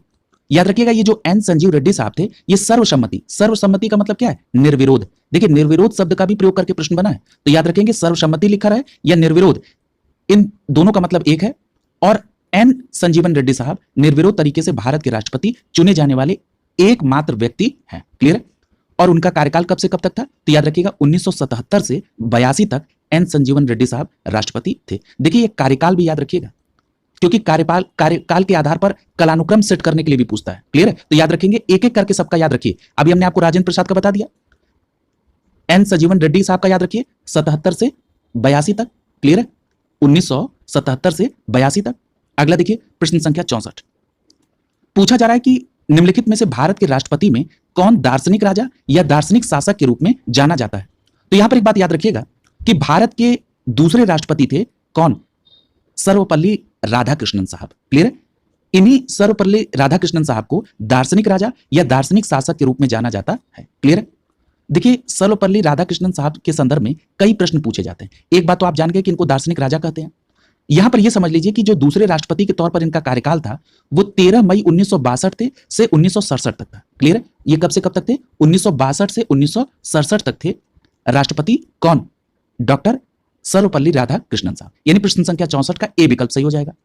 यहां पर एक बात और याद रखिए, ये जो डॉक्टर सर्वपल्ली राधाकृष्णन है ये प्रथम उपराष्ट्रपति भी थे। क्लियर, यानी प्रथम उपराष्ट्रपति थे और दूसरे राष्ट्रपति थे डॉक्टर सर्वपल्ली राधाकृष्णन। अगर हम बात कर लें उपराष्ट्रपति पद के इनके कार्यकाल की, तो याद रखिएगा 2 कार्यकाल लगातार ये उपराष्ट्रपति रहे। पहला कार्यकाल उपराष्ट्रपति के तौर पर 1952 से 57 तक और दूसरा कार्यकाल 1957 से 62 तक था। ठीक है। अब उसके बाद 62 में ये राष्ट्रपति बने। क्लियर है। तो इतनी बातें आप यहां पर डॉक्टर सर्वपल्ली राधाकृष्णन साहब के बारे में निश्चित रूप से याद रखेंगे। अगला देखिए प्रश्न संख्या 65। पूछा जा रहा है कि भारत के निम्नलिखित राष्ट्रपतियों में से कौन ट्रेड यूनियन आंदोलन से संबंध रहा। तो याद रखिएगा यहां पर सही जवाब हो जाएगा विकल्प ए। जो बीवी गिरी साहब थे इनका संबंध ट्रेड यूनियन आंदोलन से था। और जो बीवी गिरी साहब का जो राष्ट्रपति पद का कार्यकाल था ये कब से कब तक था? तो याद रखिएगा ये 1969 से 1974 तक थे। क्लियर है। 1969 से 1974 तक थे। यहां पर एक बात और याद रखिएगा, 1969 में इसके पहले ये जो बीवी गिरी साहब थे ये कार्यवाहक राष्ट्रपति रह चुके थे। क्लियर है। ये जो बीवी गिरी साहब थे ये कार्यवाहक राष्ट्रपति रह चुके थे। जरा मैं यहां पर एक क्रम कोरिलेट कर दूं तो आपको आसान हो जाएगा। देखिए, मैंने आपसे कहा कि ये चौथे राष्ट्रपति थे। जो चौथे राष्ट्रपति थे ये उस समय ये कार्यवाहक राष्ट्रपति चुने गए थे। देखिए, सबसे पहले राष्ट्रपति डॉक्टर राजेंद्र प्रसाद, दूसरे राष्ट्रपति का नाम अभी हमने बताया कि दार्शनिक राजा डॉक्टर सर्वपल्ली राधाकृष्णन साहब, तीसरे राष्ट्रपति थे डॉक्टर जाकिर हुसैन। क्लियर है। जाकिर हुसैन के बाद ये बीवी गिरी साहब आए, कार्यवाहक राष्ट्रपति। उसके बाद 5वें नंबर पे मोहम्मद हिदायतुल्लाह साहब आए, ये भी कार्यवाहक राष्ट्रपति। ये 1969 की बात हो रही है। उसके बाद फिर से बीवी गिरी साहब आए राष्ट्रपति के तौर पर और इनका कार्यकाल चला 1969 से 74 तक। क्लियर है। तो यहां पर आपने एक पूरा क्रम देख लिया। अब आपका ये क्रम के आधार पर कोई भी प्रश्न गलत नहीं होगा और कॉन्सेप्ट भी क्लियर होगा कि पहले बीवी गिरी साहब 69 में कार्यवाहक राष्ट्रपति के तौर पर चौथे क्रम में थे। उसके बाद इनका जो रेगुलर कार्यकाल रहा वो क्रम इनका हो जाएगा 6वां। क्लियर है। अब यहां पर हम बात कर लेते हैं बीवी गिरी के फुल फॉर्म की। ये जो बीवी गिरी साहब का नाम है, इनका पूरा नाम है वराहगिरी वेंकट गिरी। वराहगिरी वेंकट गिरी। क्लियर है। तो इस बात को भी याद रखेंगे। यहां पर एक बात और याद रखिएगा बीवी गिरी के साहब के साथ कि ये भी भारत के तीसरे उपराष्ट्रपति बने। क्लियर है। यानी बीवी गिरी साहब भी उपराष्ट्रपति रहे। अब ये उपराष्ट्रपति के तौर पे कब से कब तक रहे? तो 1967 से यानी 67 से 69 तक ये उपराष्ट्रपति रहे। क्लियर है। बीवी गिरी साहब। एक प्रश्न और पूछा जाता है इनके संदर्भ में कि उच्चायुक्त कौन रहे सिलोन के, यानी सिलोन मतलब श्रीलंका से। तो यानी कि उच्चायुक्त सिलोन कौन रहे? बीवी गिरी साहब। क्लियर है। तो इतनी बातें आप यहां पर होलिस्टिक अप्रोच के साथ बीवी गिरी के साहब के संदर्भ में याद रखेंगे। देखिए, यहां से प्रश्न आता है, इसलिए जब भी इस तरह के प्रश्न आएंगे तो उनको मैं पूरा कोरिलेट कर दूंगा। अगला देखिए प्रश्न संख्या 66। पूछा जा रहा है कि भारत के कौन से राष्ट्रपति को मिसाइल मैन की संज्ञा दी गई। तो याद रखिए, आप सभी जानते हैं कि भारत के 11वें राष्ट्रपति थे एपीजे अब्दुल कलाम साहब, जिनको मिसाइल मैन के नाम से जाना जाता था। प्रश्न संख्या 66 का बी विकल्प सही हो जाएगा। अब हम यहां पर जरा कार्यकाल भी देख लें तो जो एपीजे अब्दुल कलाम साहब थे इनका कार्यकाल 2002 से 2007 तक था। क्लियर है। और किस क्रम के थे? 11वें। अगला देखिए प्रश्न संख्या 67। पूछा जा रहा है कि भारत के निम्न मुख्य न्यायाधीशों में से किस एक ने राष्ट्रपति के रूप में कार्यभार ग्रहण किया। बहुत अच्छा प्रश्न है। तो यहां पर आपका सही जवाब क्या हो जाएगा? प्रश्न संख्या 67 का बी विकल्प सही हो जाएगा। देखिए, जस्टिस एम हिदायतुल्लाह, मैंने अभी आपसे जिक्र किया था कि पहले राजेंद्र प्रसाद, दूसरे राष्ट्रपति सर्वपल्ली राधाकृष्णन, तीसरे राष्ट्रपति डॉक्टर जाकिर हुसैन, चौथे राष्ट्रपति बीवी गिरी एज ए कार्यवाहक और 5वें राष्ट्रपति सीजीआई रहे न्यायमूर्ति मोहम्मद हिदायतुल्लाह, ये भी कार्यवाहक राष्ट्रपति के तौर पर रहे 1969 में। क्लियर है। बिल्कुल क्लियर हो गया ये। यहां पर देखिए एक प्रश्न और मैं कोरिलेट कर रहा हूं। आपसे पूछा जाता है कि पहले मुस्लिम राष्ट्रपति कौन रहे, तब आपका जवाब होगा डॉक्टर जाकिर हुसैन। जो भारत के तीसरे राष्ट्रपति थे डॉक्टर जाकिर हुसैन, ये पहले मुस्लिम राष्ट्रपति थे। क्लियर है। तो इतनी बात आप यहां पर ध्यान में रखेंगे। लेकिन अगर यह पूछा जाए कि मुख्य न्यायाधीशों में से कौन राष्ट्रपति बना, तब आपका जवाब क्या होगा? Justice M Hidayatullah. क्लियर है। अगला देखिए प्रश्न संख्या 68। पूछा जा रहा है कि निम्नलिखित में से कौन राष्ट्रपति सर्वोच्च न्यायालय में उपस्थित हुए थे जब सर्वोच्च न्यायालय राष्ट्रपति के निर्वाचन विवाद की सुनवाई कर रहा था। बहुत अच्छा प्रश्न है। तो यहां पर आपका सही जवाब क्या हो जाएगा? यहां पर आपका सही जवाब हो जाएगा बीवी गिरी साहब। यानी प्रश्न संख्या 68 का बी विकल्प सही हो जाएगा। यानी बीवी गिरी साहब के संदर्भ में जो मैंने फैक्ट आपको बताए थे, उसमें इस फैक्ट को भी याद कर लीजिए कि जब बीवी गिरी साहब के मामले में जब सर्वोच्च न्यायालय में विवाद चल रहा था राष्ट्रपति पद के निर्वाचन को लेकर, तो ये सुनवाई में उपस्थित रहे थे। क्लियर है? यानी प्रश्न संख्या 68 का यहां पर बी विकल्प आपका आंसर हो जाएगा। क्लियर है? अगला देखिए प्रश्न संख्या 69। पूछा जा रहा है कि भारत के राष्ट्रपति के आर नारायण किस क्रम पर निर्वाचित हुए थे? तो देखिए जो के आर नारायण साहब थे, इनका जो कार्यकाल ये क्रम था वो था 10वां। यानी यहां पर प्रश्न संख्या 69 का बी विकल्प आपका सही हो जाएगा। यानी व्यक्ति के रूप में तो के आर नारायण साहब 10वें क्रम पर थे, लेकिन कार्यकाल के आधार पर देखेंगे तो इनका क्रम 12वां था। लेकिन यहां पर नाम के आधार पर पूछा जा रहा है, इसलिए बी विकल्प आपका सही हो जाएगा कि इनका क्रम था 10वां। अब आपके मन में एक प्रश्न उठ रहा होगा कि जो वर्तमान में भारत की राष्ट्रपति द्रौपदी मुर्मू जी हैं, ये व्यक्ति के अनुसार में भारत के किस क्रम के राष्ट्रपति हैं? तो याद रखिएगा द्रौपदी मुर्मू जी का क्रम है 15वां। क्लियर है? याद रखेंगे। अगला देखिए प्रश्न संख्या 70। पूछा जा रहा है कि भारत के द्वितीय राष्ट्रपति कौन थे? तो याद रखिएगा भारत के द्वितीय राष्ट्रपति कौन थे? तो इसमें आपका सही जवाब क्या हो जाएगा? राधाकृष्णन साहब। अभी हमने चर्चा की थी कि दूसरे राष्ट्रपति कौन थे? राधाकृष्णन साहब। प्रश्न संख्या 70 का यहां पर सी विकल्प आपका आंसर हो जाएगा। और यह कार्यकाल कब तक रहा? 62 से 67 तक। अगला देखिए प्रश्न संख्या 71। पूछा जा रहा है कि निम्नलिखित में से किसे भारत का राष्ट्रपति बनने से पहले भारत रत्न पुरस्कार मिला है? आप देख रहे हैं राष्ट्रपति महोदय के नाम से संदर्भित कितने फैक्ट पूछे गए विभिन्न प्रतियोगी परीक्षाओं में, तो इसलिए इस फैक्ट को आप जरूर याद रखेंगे। तो देखिए यहां पर आपका सही जवाब हो जाएगा विकल्प डी, एस राधाकृष्णन साहब। ये जो राधाकृष्णन साहब थे, इन्हें 1954 में भारत रत्न मिला। कब मिला? 1954 में। क्लियर है? तो ये बात याद रखेंगे। और ये राष्ट्रपति कब बने थे राधाकृष्णन साहब? तो आप सभी को पता है कि 1962 से 67 तक द्वितीय राष्ट्रपति रहे, और इनको 1954 में यानी राष्ट्रपति बनने से पहले इनको भारत रत्न मिल चुका था। अगला देखिए प्रश्न संख्या 72। पूछा जा रहा है कि निम्नलिखित में से किसने भारत के कार्यकारी राष्ट्रपति के रूप में कार्यभार संभाला है? तो मैंने पूरे नाम का उल्लेख कर लिया। कार्यकारी राष्ट्रपति के तौर पर यहां पर आपका सही जवाब क्या हो जाएगा? बीवी गिरी और एम हिदायतुल्लाह का नाम आप पढ़ चुके हैं, एक नाम और ऐड कर लीजिए, बीडी जत्ती का। क्लियर है? तो यहां पर प्रश्न संख्या 72 का डी विकल्प आपका सही हो जाएगा। आपको अभी हमने बताया था कि बीवी गिरी और उसके बाद एम हिदायतुल्लाह, ये दोनों लोग 1969 में कार्यवाहक राष्ट्रपति रहे, और उसके बाद जो बीडी जत्ती साहब हैं ये 1977 में, कब? 1977 में ये कार्यवाहक राष्ट्रपति बने थे। क्लियर? इसलिए यहां पर डी विकल्प आपका आंसर हो जाएगा। अगला देखिए प्रश्न संख्या 73। पूछा जा रहा है कि भारत के प्रथम मुस्लिम राष्ट्रपति कौन थे? देखिए मैं इसी प्रश्न को अभी ऊपर कोरिलेट कर रहा था और ये प्रश्न के फॉर्मेट में आ गया, तो आपका सही जवाब क्या होगा? विकल्प बी, जो डॉक्टर जाकिर हुसैन साहब थे, जो भारत के तीसरे राष्ट्रपति बने, ये प्रथम मुस्लिम राष्ट्रपति थे। क्लियर है? और डॉक्टर जाकिर हुसैन साहब के बारे में एक बात और याद रखिएगा कि ये पूर्व राज्यपाल रहे बिहार के, इससे भी कोरिलेट किया जाता है प्रश्न। यानी डॉक्टर जाकिर हुसैन पूर्व बिहार के राज्यपाल भी रहे, और एक बात और याद रखिएगा कि डॉक्टर जाकिर हुसैन साहब उपराष्ट्रपति भी रह चुके थे, ये भारत के दूसरे उपराष्ट्रपति थे। क्लियर है? तो ये बात बिल्कुल आप स्पष्ट याद रखेंगे। क्लियर है? अब जरा यहां पर एक क्रम आप नोट डाउन कर लीजिए अपने कॉपी में कि अगर पूछा जाए कि बिहार राज्य के राज्यपाल कब तक रहे, तो याद रखिएगा 1957 से लेकर 62 तक जाकिर हुसैन साहब बिहार के राज्यपाल रहे। 1962 से 67 तक जाकिर हुसैन साहब उपराष्ट्रपति रहे, और 67 से 69 तक जाकिर हुसैन साहब राष्ट्रपति रहे। क्लियर है? इतनी बातें आपको यहां पर ध्यान में रखनी है। अगला देखिए प्रश्न संख्या 74। पूछा जा रहा है कि राष्ट्रपति भवन को डिजाइन किसने किया था? तो याद रखिएगा राष्ट्रपति भवन को एडविन लुटियंस द्वारा डिजाइन किया गया था। यानी प्रश्न संख्या 74 का यहां पर सी विकल्प आपका आंसर हो जाएगा। क्लियर है? अगला देखिए प्रश्न संख्या 75। पूछा जा रहा है कि 25 जुलाई 2012 को प्रणब मुखर्जी साहब भारत के किस क्रम के राष्ट्रपति बने थे? तो याद रखिएगा प्रश्न संख्या 75 के यहां पर बी विकल्प आपका सही हो जाएगा, 13वें क्रम के। क्लियर है? और मैंने अभी बताया कि जो राष्ट्रपति द्रौपदी मुर्मू जी हैं, ये व्यक्ति के अनुसार 15वें क्रम की राष्ट्रपति हैं। क्लियर है? अगला देखिए प्रश्न संख्या 76। पूछा जा रहा है कि भारत के राष्ट्रपति को स्वेच्छा निर्णय अधिकार यानी विवेकाधिकार के अंतर्गत क्या प्राप्त है? देखिए फिर से ये प्रश्न रिपीट हुआ सेम फॉर्मेट का, तो यहां पर आपका सी विकल्प सही हो जाएगा, प्रधानमंत्री की नियुक्ति। क्लियर है? अगला देखिए प्रश्न संख्या 77। पूछा जा रहा है कि भारत के पहले अराजनीतिक राष्ट्रपति कौन थे? तो याद रखिएगा आप सभी जानते हैं कि मिसाइल मैन के नाम पर अब्दुल कलाम जी को जाना जाता था, ये कोई राजनीतिक व्यक्ति नहीं थे, इसलिए प्रश्न संख्या 77 का बी विकल्प आपका आंसर हो जाएगा। क्लियर है? और इनका कार्यकाल कब से कब तक था? जुलाई 2002 से जुलाई 2007 तक। क्लियर है? अगला देखिए प्रश्न संख्या 78। प्रश्न संख्या 78 में पूछा जा रहा है कि राष्ट्रपति का जो अध्यादेश है कितनी अवधि के लिए लागू रहता है? क्लियर है? तो यहां पर देखिए कितनी अवधि के लिए लागू रहता है, तो यहां पर आपका सही जवाब क्या हो जाएगा? विकल्प बी, 6 महीने के लिए लागू रहता है। क्लियर है? यानी दो सत्रों के बीच में 6 महीने का अंतर होता है, तो वो 6 महीने के लिए लागू रहता है। लेकिन अगर ये पूछा जाए कि अधिकतम कितने समय तक के लिए लागू रह सकता है, तब आपका जवाब होगा 6 माह 6 सप्ताह। क्लियर? यानी बी विकल्प आपका यहां पर आंसर हो जाएगा। अगला देखिए प्रश्न संख्या 79। पूछा जा रहा है कि संविधान में 42वां संशोधन पारित किए जाने के समय भारत के राष्ट्रपति कौन थे? तो आपका सही जवाब क्या होगा? विकल्प सी। देखिए 42वां संविधान संशोधन जो आया 1976, और उस समय कौन थे राष्ट्रपति?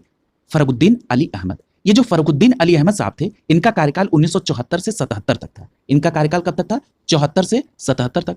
और ये 42वां संविधान संशोधन कब आया? 1976 में। अब आपको स्पष्ट हो गया कि फरगुद्दीन अली अहमद साहब के समय में 42वां संविधान संशोधन अधिनियम 1976 आया। क्लियर? अगला देखिए प्रश्न संख्या 80। पूछा जा रहा है कि राष्ट्रपति के निर्वाचन मंडल के सदस्य होते हैं। अब देखिए ये प्रश्न आपके लिए बहुत साधारण हो चुका है, क्योंकि आपने डिटेल में इसको देखा है कि अनुच्छेद 54 में इस बात का बिल्कुल स्पष्ट है, जिसमें मैंने आपको बताया था कि अनुच्छेद 54 में राष्ट्रपति के निर्वाचन की बात की गई है। क्लियर है? और उसमें आपने देखा था कि संसद के दोनों सदनों के निर्वाचित सदस्य और राज्यों की विधानसभा के निर्वाचित सदस्य, और इसमें दिल्ली और पुदुचेरी विधानसभा भी शामिल है। यानी यहां पर आपका सही जवाब क्या हो जाएगा? तो यहां पर आपका जो सही होगा पहला सही हो जाएगा। यहां पर देखिए दूसरे में लिखा है कि राज्य विधानमंडल के दोनों सदनों के द्वारा, तो दोनों सदनों तो होते नहीं, राज्यों की विधानसभा ही पार्टिसिपेट करती है, तो यहां पर दूसरा गलत हो जाएगा। यहां पर तीसरा सही हो जाएगा और चौथा, यानी इस आधार पर प्रश्न संख्या सी का डी विकल्प आपका आंसर हो जाएगा। अगला देखिए प्रश्न संख्या 81। पूछा जा रहा है कि भारत के राष्ट्रपति पर महाभियोग चलाने के लिए कम से कम कितने दिन पूर्व सूचना आवश्यक है? बहुत अच्छा प्रश्न है। तो यहां पर आपका सही जवाब क्या हो जाएगा? विकल्प बी सही हो जाएगा। 14 दिन पूर्व सूचना कम से कम आवश्यक है यदि राष्ट्रपति महोदय पर महाभियोग की प्रक्रिया चलनी। क्लियर? यानी प्रश्न संख्या 81 का यहां पर बी विकल्प आपका सही हो जाएगा। और ये किसमें वर्णित है? तो आप सभी जानते हैं कि महाभियोग 61 के तहत चलता है, तो अनुच्छेद 61 के सब क्लॉज 2 में इस बात का जिक्र है कि 14 दिन पूर्व उनको सूचना दी जानी आवश्यक है। अगला देखिए प्रश्न संख्या 82। पूछा जा रहा है कि भारत के राष्ट्रपति को यह अधिकार नहीं प्राप्त है। ठीक है, अब कौन सा अधिकार नहीं प्राप्त है? तो यहां पर देखिए पहला लिखा है क्षमादान की शक्ति, ये तो अभी आपने पढ़ा कि क्षमादान की शक्ति राष्ट्रपति के पास है। दूसरा लिखा है सर्वोच्च न्यायालय के न्यायाधीश को हटाना, ये शक्ति राष्ट्रपति महोदय के पास नहीं है। क्लियर है? देखिए जो सर्वोच्च न्यायालय के न्यायाधीश को हटाने की बात है, इसका जिक्र है अनुच्छेद 124 के सब क्लॉज 4 में। क्लियर है? और अनुच्छेद 124 का सब क्लॉज 4 कहता है कि सर्वोच्च न्यायालय के किसी भी न्यायाधीश को अगर उनको पद से हटाना है, तो सबसे पहली बात तो यह समझ लीजिए कि किस आधार पर हटाया जाएगा। तो इनको हटाने के लिए साबित कदाचार या असमर्थता के आधार पर। देखिए यहां पर एक बात याद रखिएगा, इस तरह के भी प्रश्न पूछे गए हैं। जैसे अभी आपने राष्ट्रपति महोदय के संदर्भ में पढ़ा था कि उनके ऊपर महाभियोग किस आधार पर लगेगा? जब ऐसा प्रतीत हो कि राष्ट्रपति महोदय संविधान का अतिक्रमण कर रहे हैं। और वहीं अगर सर्वोच्च न्यायालय के न्यायाधीश को हटाना हो तो किस आधार पर? साबित कदाचार और असमर्थता के आधार पर। क्लियर है? और इसके लिए उनको संसद के प्रत्येक सदन द्वारा कुल सदस्य संख्या का बहुमत द्वारा, यानी उसमें उपस्थित और मत देने वाले सदस्यों का कम से कम 2/3 बहुमत इसमें पारित होना चाहिए, तब जाके सर्वोच्च न्यायालय के न्यायाधीश को आप हटा सकते हैं। क्लियर है? और आपातकाल की उद्घोषणा तो राष्ट्रपति महोदय करते हैं और अध्यादेश जारी करने की भी शक्ति प्राप्त है 1, 2, 3 के तहत, यानी यहां पर बी विकल्प आपका आंसर हो जाएगा। क्लियर है? अगला देखिए प्रश्न संख्या 83। पूछा जा रहा है कथन और कारण से संबंधित प्रश्न है। पूछा गया कि राष्ट्रपति संसद का भाग है, ये स्टेटमेंट बिल्कुल सही है। अब ये देखिए इसके लिए आपको अनुच्छेद 79 यानी अनुच्छेद 79 को देखना होगा।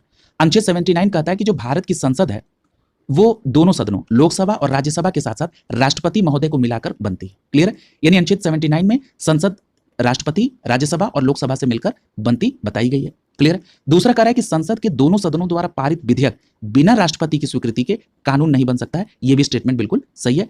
और ये किसके तहत है? अनुच्छेद 111 के तहत। क्लियर है? तो यहां पर देख रहे हैं आप, कथन भी सही है और कारण भी सही है और व्याख्या भी सही हो रही है, इसलिए यहां पर प्रश्न संख्या 83 का ए विकल्प आपका आंसर हो जाएगा। क्लियर है? अगला देखिए प्रश्न संख्या 84। पूछा जा रहा है कि किसी राज्य में राष्ट्रपति शासन का तात्पर्य है कि वह राज्य संचालित होता है। क्लियर है? तो देखिए अभी राष्ट्रपति शासन के बारे में चर्चा कई बार हुई है, मैंने आपको स्पष्ट रूप से बताया कि अनुच्छेद 356 में इस बात का प्रावधान है। क्लियर है? और अनुच्छेद 356 क्या कहता है कि जब किसी राज्य में संवैधानिक तंत्र विफल हो जाए तब राष्ट्रपति शासन लगेगा, और राष्ट्रपति शासन लागू किए जाने पर उस राज्य में जो शासन का संचालन है यह राज्यपाल महोदय द्वारा किया जाता है। बहुत अच्छा प्रश्न है ये। प्रश्न संख्या 84 का डी विकल्प यहां पर सही हो जाएगा। क्लियर है? अगला देखिए प्रश्न संख्या 85 कथन और कारण से संबंधित प्रश्न है। कथन में कहा जा रहा है कि संघीय कार्यपालिका का मुखिया राष्ट्रपति होते हैं। देखिए इसकी चर्चा तो हम लोगों ने पहले ही कर ली थी, किसके तहत? अनुच्छेद 53 के सब क्लॉज 1 के तहत। क्लियर? अनुच्छेद 53 के सब क्लॉज 1 के तहत। और दूसरे में कह रहा है कि राष्ट्रपति की शक्तियों की कोई सीमा नहीं है। ये स्टेटमेंट गलत है। याद करिए, एक क्लास थी जिसमें मैंने आपको बताया था कि संविधान में किसी को अनलिमिटेड पावर नहीं है, सबको लिमिटेड पावर है। यानी संविधान निर्माताओं ने इस प्रकार से संविधान का निर्माण किया कि सबको चेक एंड बैलेंस की व्यवस्था की गई। मैंने अगर राष्ट्रपति महोदय संविधान का अतिक्रमण करने लगे तो संसद के पास पावर है कि अनुच्छेद 61 का इस्तेमाल करके उनको हटा सकती है। और अभी आपने देखा कि सर्वोच्च न्यायालय के अगर न्यायाधीश भी साबित कदाचार और असमर्थता अगर पाई जाती है तो अनुच्छेद 124 का सब क्लास 4 कहता है कि संसद बहुमत द्वारा 2/3 बहुमत से उनको हटा सकती है। क्लियर है? यानी किसी को भी अनलिमिटेड पावर नहीं, सबको लिमिटेड पावर है। तो यहां पर अगर आप ये कह रहे हैं कि राष्ट्रपति की कोई सीमा नहीं है तो ये सीधे सीधे गलत है। क्लियर है? तो यहां पर कथन सही है और कारण गलत है। क्लियर है? यानी प्रश्न संख्या 85 का सही जवाब क्या होगा? विकल्प सी सही हो जाएगा। क्लियर है? इसीलिए मैं कहता हूं कि प्रश्नों का एक्सप्लेनेशन बहुत जरूरी है। केवल प्रश्न और आंसर करने से काम नहीं चलेगा। केवल प्रश्न और आंसर कब किया जाता है? जब आप एग्जामिनेशन होने से पहले टेस्ट पेपर करते हैं, उस समय आपको केवल प्रश्न और आंसर टाइम बाउंड तरीके से, जैसे परीक्षा में जितने समय का है वो लगाकर और आपको प्रश्न करना है। उस समय आपको एक्सप्लेनेशन नहीं करना है। लेकिन जब आप उसका आंसर चेक कर लें तब आप उस प्रश्न को होलिस्टिक अप्रोच के साथ जरूर करें। क्लियर है? केवल प्रश्न, भाई हम ये करें कि रिपीटेड प्रश्न का मतलब क्या होता है? हूबहू प्रश्न छपना नहीं होता है।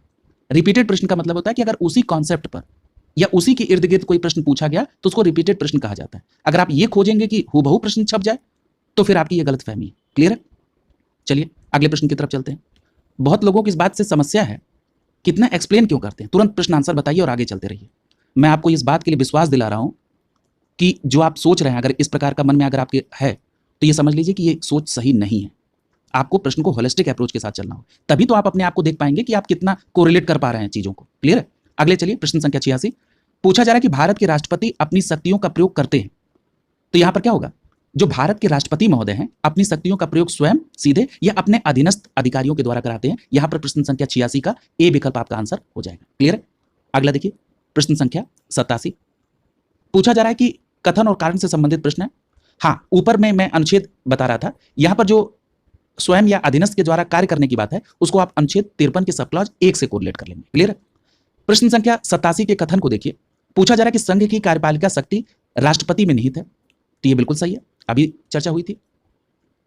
अगर हम बात करें कि कार्यपालिका शक्तियां सरकार का व्यवसाय चलाने से संबंधित है, क्लियर है, तो ये स्टेटमेंट भी यहां पर सही है कि जो कार्यपालिका शक्तियां ये सरकार का व्यवसाय चलाने से संबंधित है। लेकिन आप ये देख रहे हैं कि ये स्पष्टीकरण यहां पर नहीं हो रहा है। इंडिविजुअल कैपेसिटी में ये दोनों स्टेटमेंट यहां पर सही है लेकिन स्पष्टीकरण नहीं है। क्लियर है? तो यहां पर आइए विकल्प को देखते हैं। 87 का यहां पर बी विकल्प आपका आंसर हो जाएगा। क्लियर है? आइए प्रश्न संख्या 88 को देखते हैं।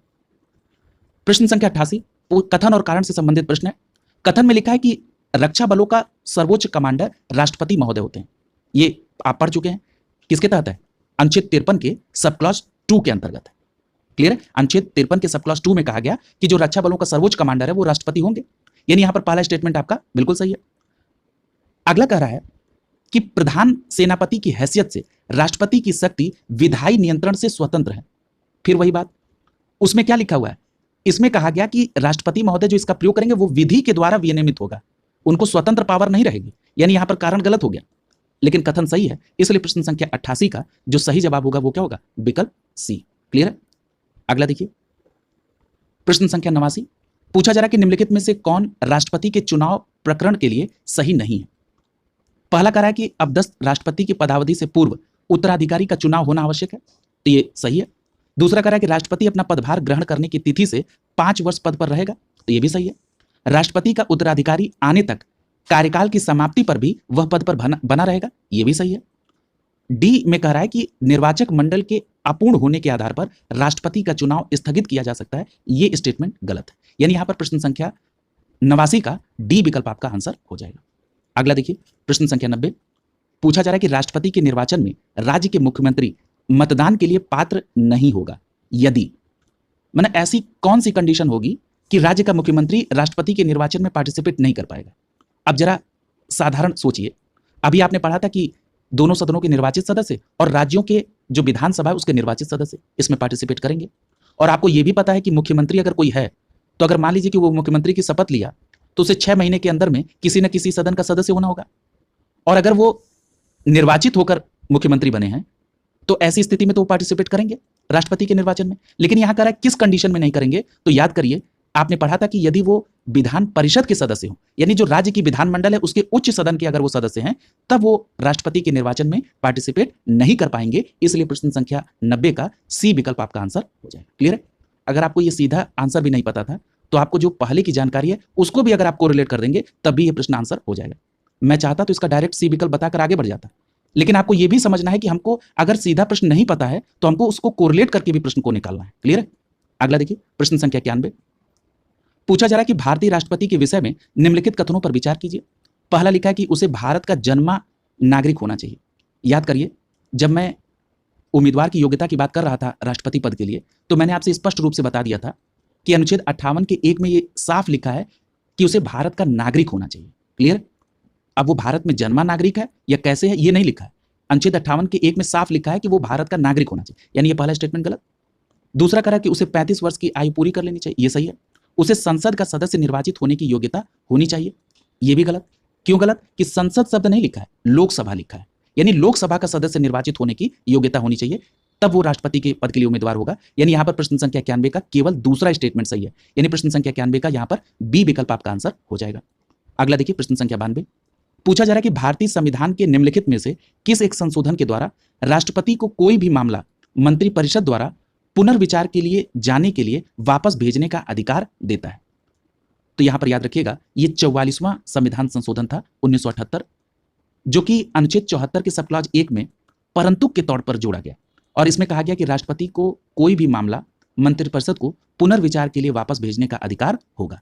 तो एक तो आपने ये जान लिया कि अनुच्छेद 44 अनुच्छेद 76 के सब क्लॉज 1 के परंतुक में जोड़ा गया, और दूसरी बात किस संविधान संशोधन के तहत? तो 44वें संविधान संशोधन अधिनियम 1978 के द्वारा। क्लियर है?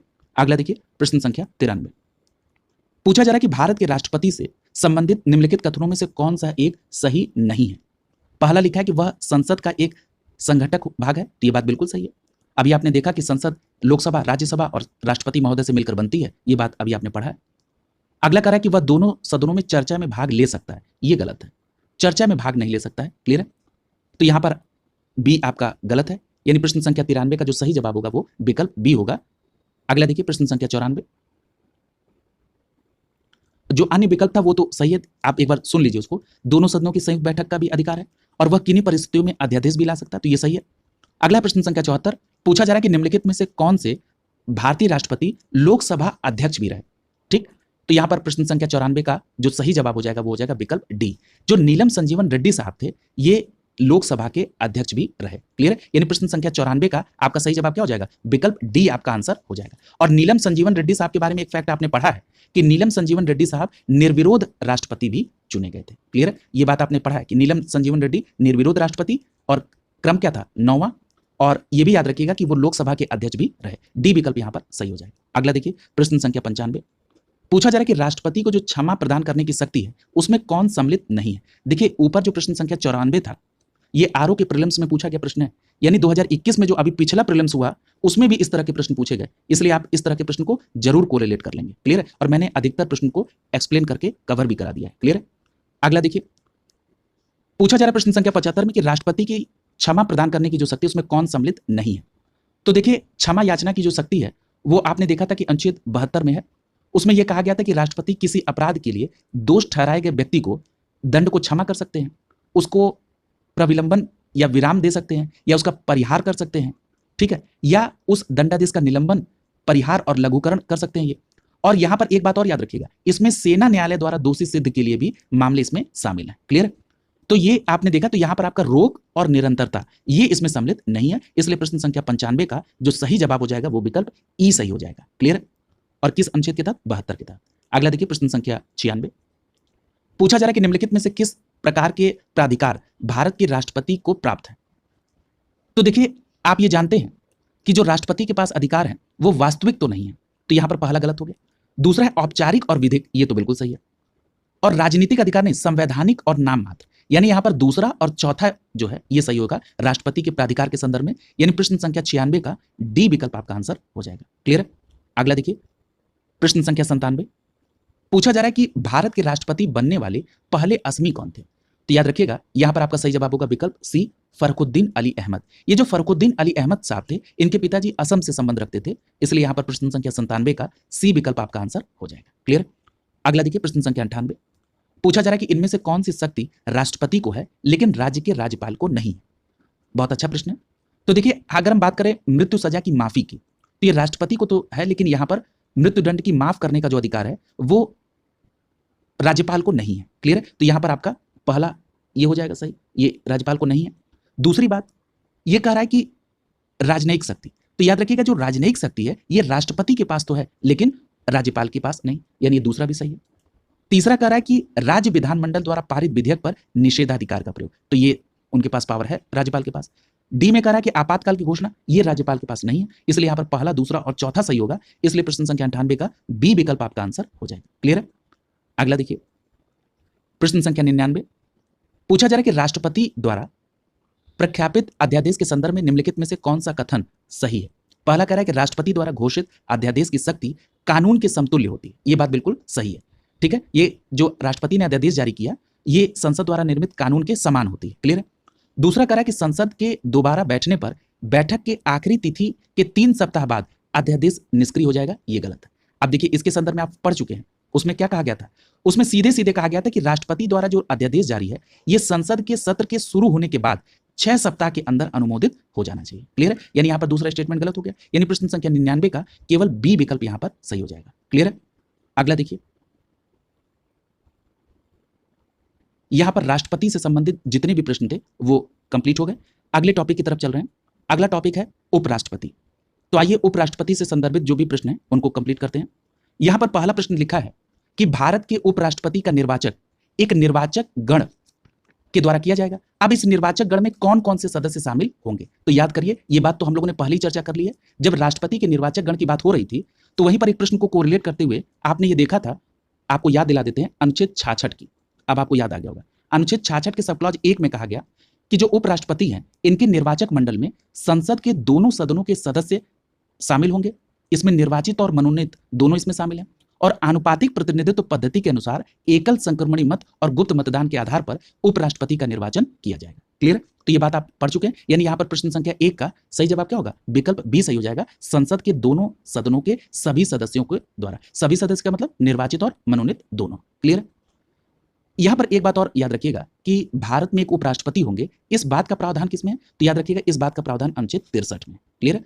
यानी भारत में एक उपराष्ट्रपति होंगे, इस बात का प्रावधान अनुच्छेद 63 में, ये भी बात आप याद रखेंगे।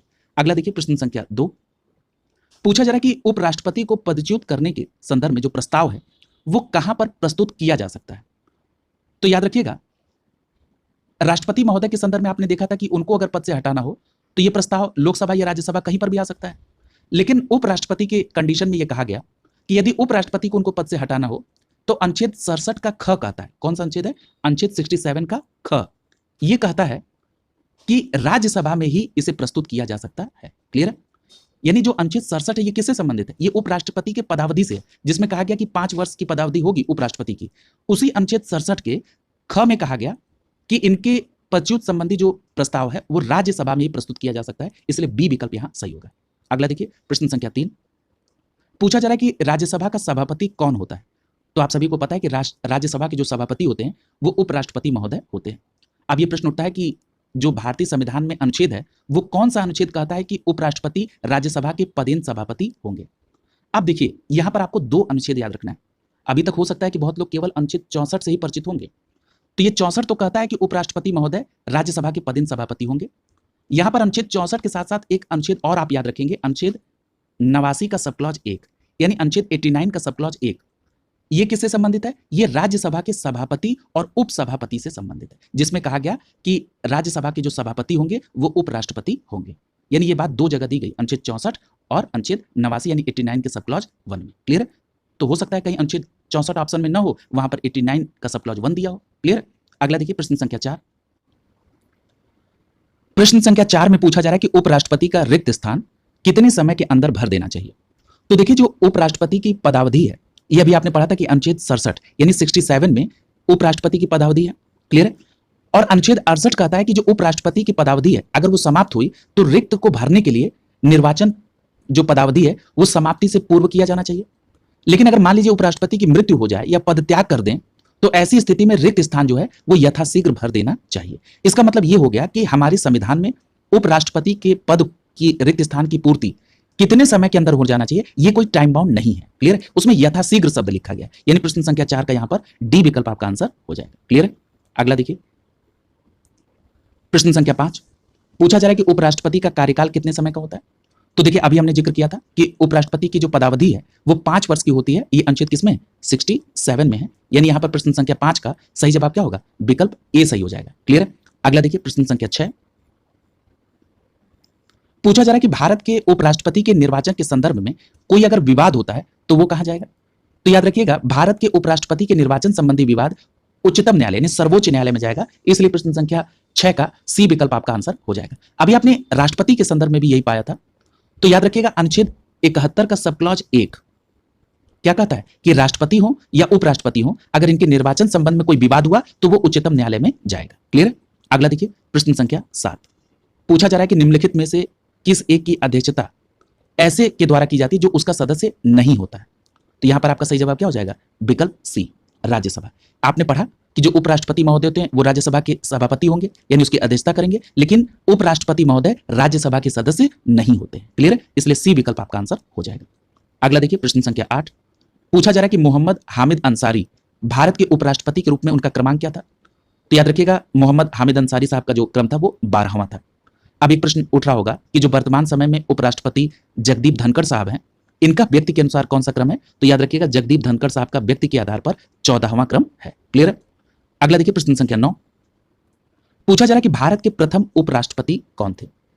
तो देखिए एक प्रश्न के एक्सप्लेनेशन में मैंने बताया था कि भारत के प्रथम उपराष्ट्रपति डॉक्टर सर्वपल्ली राधाकृष्णन थे, यानी प्रश्न संख्या 9 का बी विकल्प आपका सही हो जाएगा। और इन्होंने 1952 से 62 तक उपराष्ट्रपति पद पर अपना कार्यभार संभाला और इनके संदर्भ में कई अन्य तथ्यों पर उस समय चर्चा हुई थी।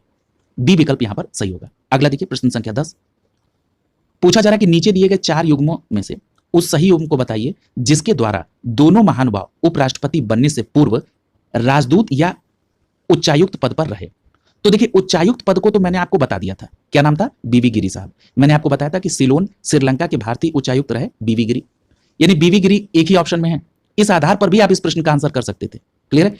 और जहां तक की बात रही दूसरे, तो यहां पर एक बात याद रखिएगा कि जो डॉक्टर राधाकृष्णन साहब थे ये यूएसएसआर के भारत के राजदूत रहे। क्लियर है? 1949 से 52 तक ये यूएसएसआर के भारत के राजदूत रहे। तो याद रखेंगे भारत के राजदूत यूएसएसआर के डॉक्टर राधाकृष्णन और बीवी गिरी उच्चायुक्त रहे सिलोन श्रीलंका की। क्लियर है? यहां पर एक बात और याद रखिएगा, अगर बात की जाए जाकिर हुसैन की, तो याद रखिएगा ये जामिया मिलिया कॉलेज के प्रिंसिपल रहे और शिक्षा शास्त्री भी। इससे भी संदर्भित प्रश्न पूछा गया कि जामिया मिलिया कॉलेज के प्रिंसिपल कौन रहे, तब आपका जवाब होगा जाकिर हुसैन। अगला देखिए प्रश्न संख्या 11, पूछा जा रहा है कि उपराष्ट्रपति, तो देखिए उपराष्ट्रपति क्या होते हैं, ये किसी संसद के सदस्य नहीं होते, यानी यहां पर डी विकल्प आपका आंसर हो जाएगा। क्लियर है? ये स्पष्ट आप जान रहे थे कि अनुच्छेद 66 का सब क्लास 2 कहता है कि जो उपराष्ट्रपति हैं वो संसद या राज्य विधानमंडल के सदस्य नहीं रह सकते। क्लियर है? यानी प्रश्न संख्या 11 का डी विकल्प आपका आंसर हो जाएगा। अगला देखिए प्रश्न संख्या 12, पूछा जा रहा है कि भारत के उपराष्ट्रपति बनने के लिए न्यूनतम आयु कितनी होनी चाहिए। तो देखिए जो उपराष्ट्रपति महोदय हैं इनकी जो निर्वाचन की योग्यता है ये अनुच्छेद 66 के सब क्लॉज 3 में दी गई। किसमें दी गई? अनुच्छेद 66 के सब क्लॉज 3 में। और अनुच्छेद 66 के सब क्लॉज 3 में कहा गया कि वही व्यक्ति उपराष्ट्रपति के निर्वाचन होने के लिए पात्र हो सकता है जो कि भारत का नागरिक हो, 35 वर्ष की आयु पूरी कर लिया हो और राज्यसभा के सदस्य की योग्यता रखता हो। यानी राष्ट्रपति और उपराष्ट्रपति में केवल इतना अंतर आपको याद रखना है कि राष्ट्रपति के लिए लोकसभा की योग्यता होनी चाहिए और उपराष्ट्रपति के लिए राज्यसभा की योग्यता होनी चाहिए। यहां पर प्रश्न संख्या 12 का सही जवाब होगा विकल्प बी, यानी न्यूनतम 35 वर्ष हो चुका होना चाहिए। अगला देखिए प्रश्न संख्या 13, प्रश्न संख्या 13 में पूछा जा रहा है कि किसने 2 पूर्ण अवधियों तक भारत के उपराष्ट्रपति पद को संभाला। तो देखिए अभी इसकी चर्चा हुई थी कि जो डॉक्टर राधाकृष्णन साहब हैं ये 1952 से 62 तक रहे। कब से कब तक? 1952 से 62 तक रहे। अगर हम इनके पहले कार्यकाल की बात करें तो 1952 से 57 और दूसरा कार्यकाल कब से कब तक था? 57 से 62 तक। क्लियर है? इस आधार पर ए विकल्प यहां पर सही हो जाएगा। यहां पर एक बात और याद रखिएगा कि ये राष्ट्रपति भी रहे, कौन? राधाकृष्णन साहब। ठीक है? तो इस फैक्ट को भी आप यहां पर कोरिलेट कर लेंगे और इनसे संदर्भित और जो फैक्ट थे वो मैंने पूर्व में ही आपको बता दिए, उनको फिर से रिपीट करने की आवश्यकता नहीं है। अगला देखिए प्रश्न संख्या 14, पूछा जा रहा है कि राष्ट्रपति पद में रिक्ति की स्थिति में उपराष्ट्रपति अधिकतम कितनी अवधि के लिए राष्ट्रपति के तौर पर कार्य कर सकता है। अच्छा प्रश्न पूछा गया। तो यहां पर एक बात याद रखिएगा कि अनुच्छेद 62 का सब क्लॉज 2 कहता है कि राष्ट्रपति की अगर मृत्यु हो जाए अचानक, या उन्होंने पदत्याग कर दिया, या उनको पदच्युत करा दिया गया, ऐसी स्थिति में उनकी जो पद की रिक्ति है वो 6 माह में भर देनी चाहिए। क्लियर है? तो इसका मतलब तो स्पष्ट हो गया ना कि अगर मान लीजिए राष्ट्रपति के पद की रिक्ति में उपराष्ट्रपति आएंगे तो अधिकतम कितनी अवधि तक रह सकते हैं? 6 माह तक के लिए। इसलिए प्रश्न संख्या 14 का बी विकल्प आपका आंसर हो जाएगा। क्लियर? इसको भी केवल कॉन्सेप्ट को ही कोरिलेट करना था, इसको याद करने की तो कोई आवश्यकता ही नहीं है। क्लियर है? अगला देखिए प्रश्न संख्या 15। पूछा जा रहा है कि उपराष्ट्रपति को पद की शपथ कौन दिलाता है? तो याद रखिएगा, उपराष्ट्रपति को पद की जो शपथ है ये कौन दिलाते हैं? भारत के राष्ट्रपति। क्लियर है? यानी प्रश्न संख्या 15 का यहां पर सही जवाब क्या होगा? विकल्प बी सही हो जाएगा। क्लियर है? और अगर इसके संदर्भ में अनुच्छेद पूछा जाए तो याद रखिएगा अनुच्छेद 69। कौन सा अनुच्छेद है? अनुच्छेद 69 कहता है कि उपराष्ट्रपति को पद की जो शपथ है वो भारत के राष्ट्रपति दिलाएंगे। क्लियर है? अगला देखिए प्रश्न संख्या 16। कथन और कारण से संबंधित प्रश्न है।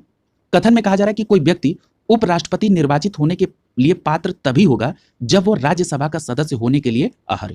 क्लियर है? तो ये अभी आपने पढ़ा है अनुच्छेद 66 के सब क्लॉज 3 में। तो यहां पर ये बात तो बिल्कुल सत्य है। दूसरा कह रहा है कि उपराष्ट्रपति राज्यसभा का पदेन सभापति होते हैं। तो ये फैक्ट भी आपका बिल्कुल सही है। ठीक है? तो यहां पर क्या है? यहां पर आपका कथन भी सही है और कारण भी सही है और व्याख्या भी सही हो रही है। इसलिए यहां पर प्रश्न संख्या 16 का ए विकल्प आपका आंसर हो जाएगा। क्लियर है? अगला देखिए प्रश्न संख्या 17। पूछा जा रहा है कि उपराष्ट्रपति से संबंधित निम्नलिखित कथन में से कौन सा सही नहीं है? पहला लिखा हुआ है कि राष्ट्रपति बनने के लिए व्यक्ति के पास जनता के सदन के सदस्य निर्वाचित होने की योग्यता होनी चाहिए। जनता का सदस्य, जनता के सदन का सदस्य। तो देखिए जनता के सदन का सदस्य क्या होता है? यानी लोकसभा का सदस्य। ये गलत हो जाएगा क्योंकि उपराष्ट्रपति के लिए तो राज्यसभा की योग्यता होनी चाहिए। इसलिए यहां पर पहला ही स्टेटमेंट जो है सही नहीं है। दूसरा कह रहा है किसी राज्य की विधायिका का सदस्य इस पद के लिए उम्मीदवार हो सकता है। तो ये भी बात सही है यहां पर। अगला कह रहा है कि उपराष्ट्रपति के पद का कार्यकाल उतना ही होता है जितना राष्ट्रपति का। तो ये भी सही है। दोनों के पद का कार्यकाल 5 वर्ष का होता है। इसलिए यहां पर दूसरा और तीसरा तो सही है लेकिन पहला गलत है। और प्रश्न में पूछा जा रहा है कि कौन सा सही नहीं है, यानी यहां पर पहला स्टेटमेंट सही नहीं है। हाँ, चौथा भी स्टेटमेंट है, जरा इसको भी देख लीजिए। चौथा स्टेटमेंट कहा जा रहा है कि उसको एक औपचारिक महाभियोग के पद के द्वारा हटाया जा सकता है। तो याद रखिएगा जो उपराष्ट्रपति महोदय होते हैं इनको महाभियोग की पद्धति से नहीं हटाया जाता है। क्लियर है? उपराष्ट्रपति महोदय को हटाने के जो पावर है वो अनुच्छेद 67 के ख में है। और अनुच्छेद 67 का जो ख है ये क्या कहता है कि राज्यसभा में प्रस्तुत एवं सामान्य बहुमत से पारित संकल्प से जिसे लोकसभा अपनी सहमति दे दे तो उपराष्ट्रपति को हटाया जा सकता है। यानी ये भी स्टेटमेंट सही नहीं है। यानी यहां पर पहला और चौथा ये सही नहीं है। तो आइए देखते हैं कि कौन सा आंसर होगा। यहां पर आपका सी विकल्प सही हो जाएगा। प्रश्न संख्या 17 का सी विकल्प यहां पर सही होगा। अगला देखिए प्रश्न संख्या 18। पूछा जा रहा है कि भारत के राष्ट्रपति के उपराष्ट्रपति के संदर्भ में कौन सा कथन सही है? पहला लिखा है कि भारत का द्वितीय उच्चतम प्रतिष्ठित पदाधिकारी होते हैं। तो ये यहां पर बिल्कुल सही है। पहले होते हैं राष्ट्रपति और दूसरे नंबर पे उपराष्ट्रपति। क्लियर है? अब देखिए अगला कह रहा है कि उपराष्ट्रपति के पास पद के संदर्भ में कोई औपचारिक कार्य यानी दायित्व नहीं होता। तो ये भी बात बिल्कुल सत्य है। अगला कह रहा है कि राष्ट्रपति की अनुपस्थिति में उसके कार्य का निर्वहन करते हैं उपराष्ट्रपति। तो ये भी बात बिल्कुल सही है। अगला कह रहा है कि राष्ट्रपति के पद त्याग, अपदस्थीकरण या मृत्यु के चलते राष्ट्रपति के रूप में कार्य करते हैं। तो ये भी बात सही है। यानी प्रश्न संख्या 18 में जो चारों स्टेटमेंट हैं वो सही है। यानी प्रश्न संख्या 18 का यहां पर डी विकल्प आपका आंसर हो जाए। सब आप पढ़ चुके हैं, अब यहां स्टेटमेंट के तौर पर है, आपको करना बहुत आसान हो रहा होगा। अगला देखिए प्रश्न संख्या 19। पूछा जा रहा है कि निम्नलिखित में से किसने भारत के उपराष्ट्रपति के पद को संभाला? पूछा जा रहा है कि उपराष्ट्रपति के पद को किसने संभाला था? तो यहां पर देखिए उपराष्ट्रपति के पद को किसने संभाला था? तो यहां पर मोहम्मद हिदायतुल्लाह संभाले थे। और दूसरा नाम इसमें कौन है? इसमें शंकर दयाल शर्मा, ये भी उपराष्ट्रपति रहे थे। क्लियर? यानी यहां पर पहला और चौथा ये दो ऐसे नाम हैं जो उपराष्ट्रपति के पद पर रहे। यानी प्रश्न संख्या 19 का यहां पर बी विकल्प सही हो जाएगा। ये जो मोहम्मद हिदायतुल्लाह थे ये 1979 से 84 तक रहे। और उसके बाद अगर शंकर दयाल शर्मा की बात करें तो ये 1987 से 92 तक रहे उपराष्ट्रपति। क्लियर है? और ये जो फरुखुद्दीन अली अहमद हैं और नीलम संजीवन रेड्डी हैं ये उपराष्ट्रपति नहीं रहे थे। क्लियर? देखिए इसके संदर्भ में एक प्रश्न और पूछा जाता है जिसको मैं यही कोरिलेट कर ले रहा हूं। एक प्रश्न ये पूछा जाता है कि ऐसे कौन कौन से व्यक्ति हैं जो राष्ट्रपति रहे और वो उपराष्ट्रपति भी रहे, यानी उपराष्ट्रपति रहने के बाद वो राष्ट्रपति रहे। क्लियर? तो देखिए ऐसे नाम आपको ध्यान में रखना होगा। अगर आपको नहीं पता है तो इसको एक जगह नोट डाउन कर लीजिएगा।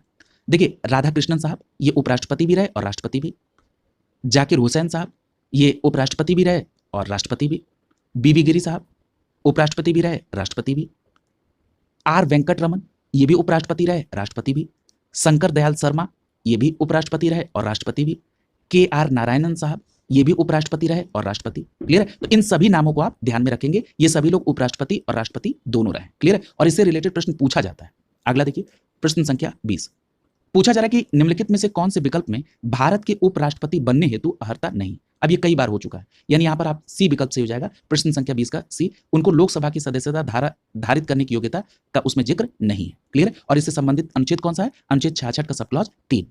अगला देखिए, प्रश्न संख्या 21 पूछा जा रहा है कि निम्नलिखित में से भारत के उपराष्ट्रपति के रूप में कार्यरत में वास्तविक क्रम के आधार पर व्यवस्थित करिए। अब देखिए, मैंने आपसे कहा था ना कि ईयर आप जरूर याद रखेंगे, क्योंकि क्रम को स्टैब्लिश करने का भी प्रश्न पूछा जाता है।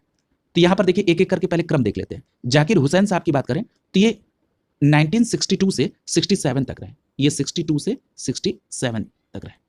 अगर हम बात करें आर वेंकट रमन साहब की, तो आर वेंकट रमन साहब ये 1984 से 87 तक, 84 से 87 तक।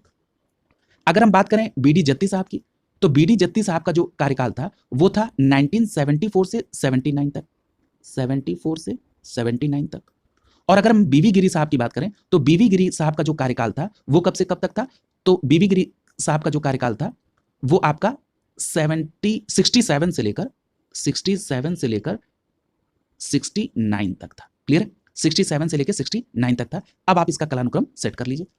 तो इस आधार पर सबसे पहले जाकिर हुसैन साहब आएंगे, उसके बाद बीवी गिरी साहब आएंगे, उसके बाद बीडी जत्ती साहब आएंगे, और उसके बाद आएंगे आर वेंकट रमन। यानी इस आधार पर प्रश्न संख्या 21 का बी विकल्प आपका यहाँ पर सही हो जाएगा, 1 4 3 2। क्लियर है? तो ये यहाँ पर आप इसको इस तरह से जरूर याद रखेंगे। क्लियर है? अगला देखिए, यहाँ पर उपराष्ट्रपति से संदर्भित प्रश्न भी कंप्लीट हो गए, और एक ही दिन में दोनों टॉपिक इसलिए कंप्लीट कराया गया ताकि आप एक दूसरे से कोरिलेट करके इस टॉपिक को होलिस्टिक अप्रोच के साथ कंप्लीट कर लें। अगली क्लास में नए टॉपिक के साथ मुलाकात होगी। शुभकामनाओं के साथ आप सभी का बहुत बहुत धन्यवाद।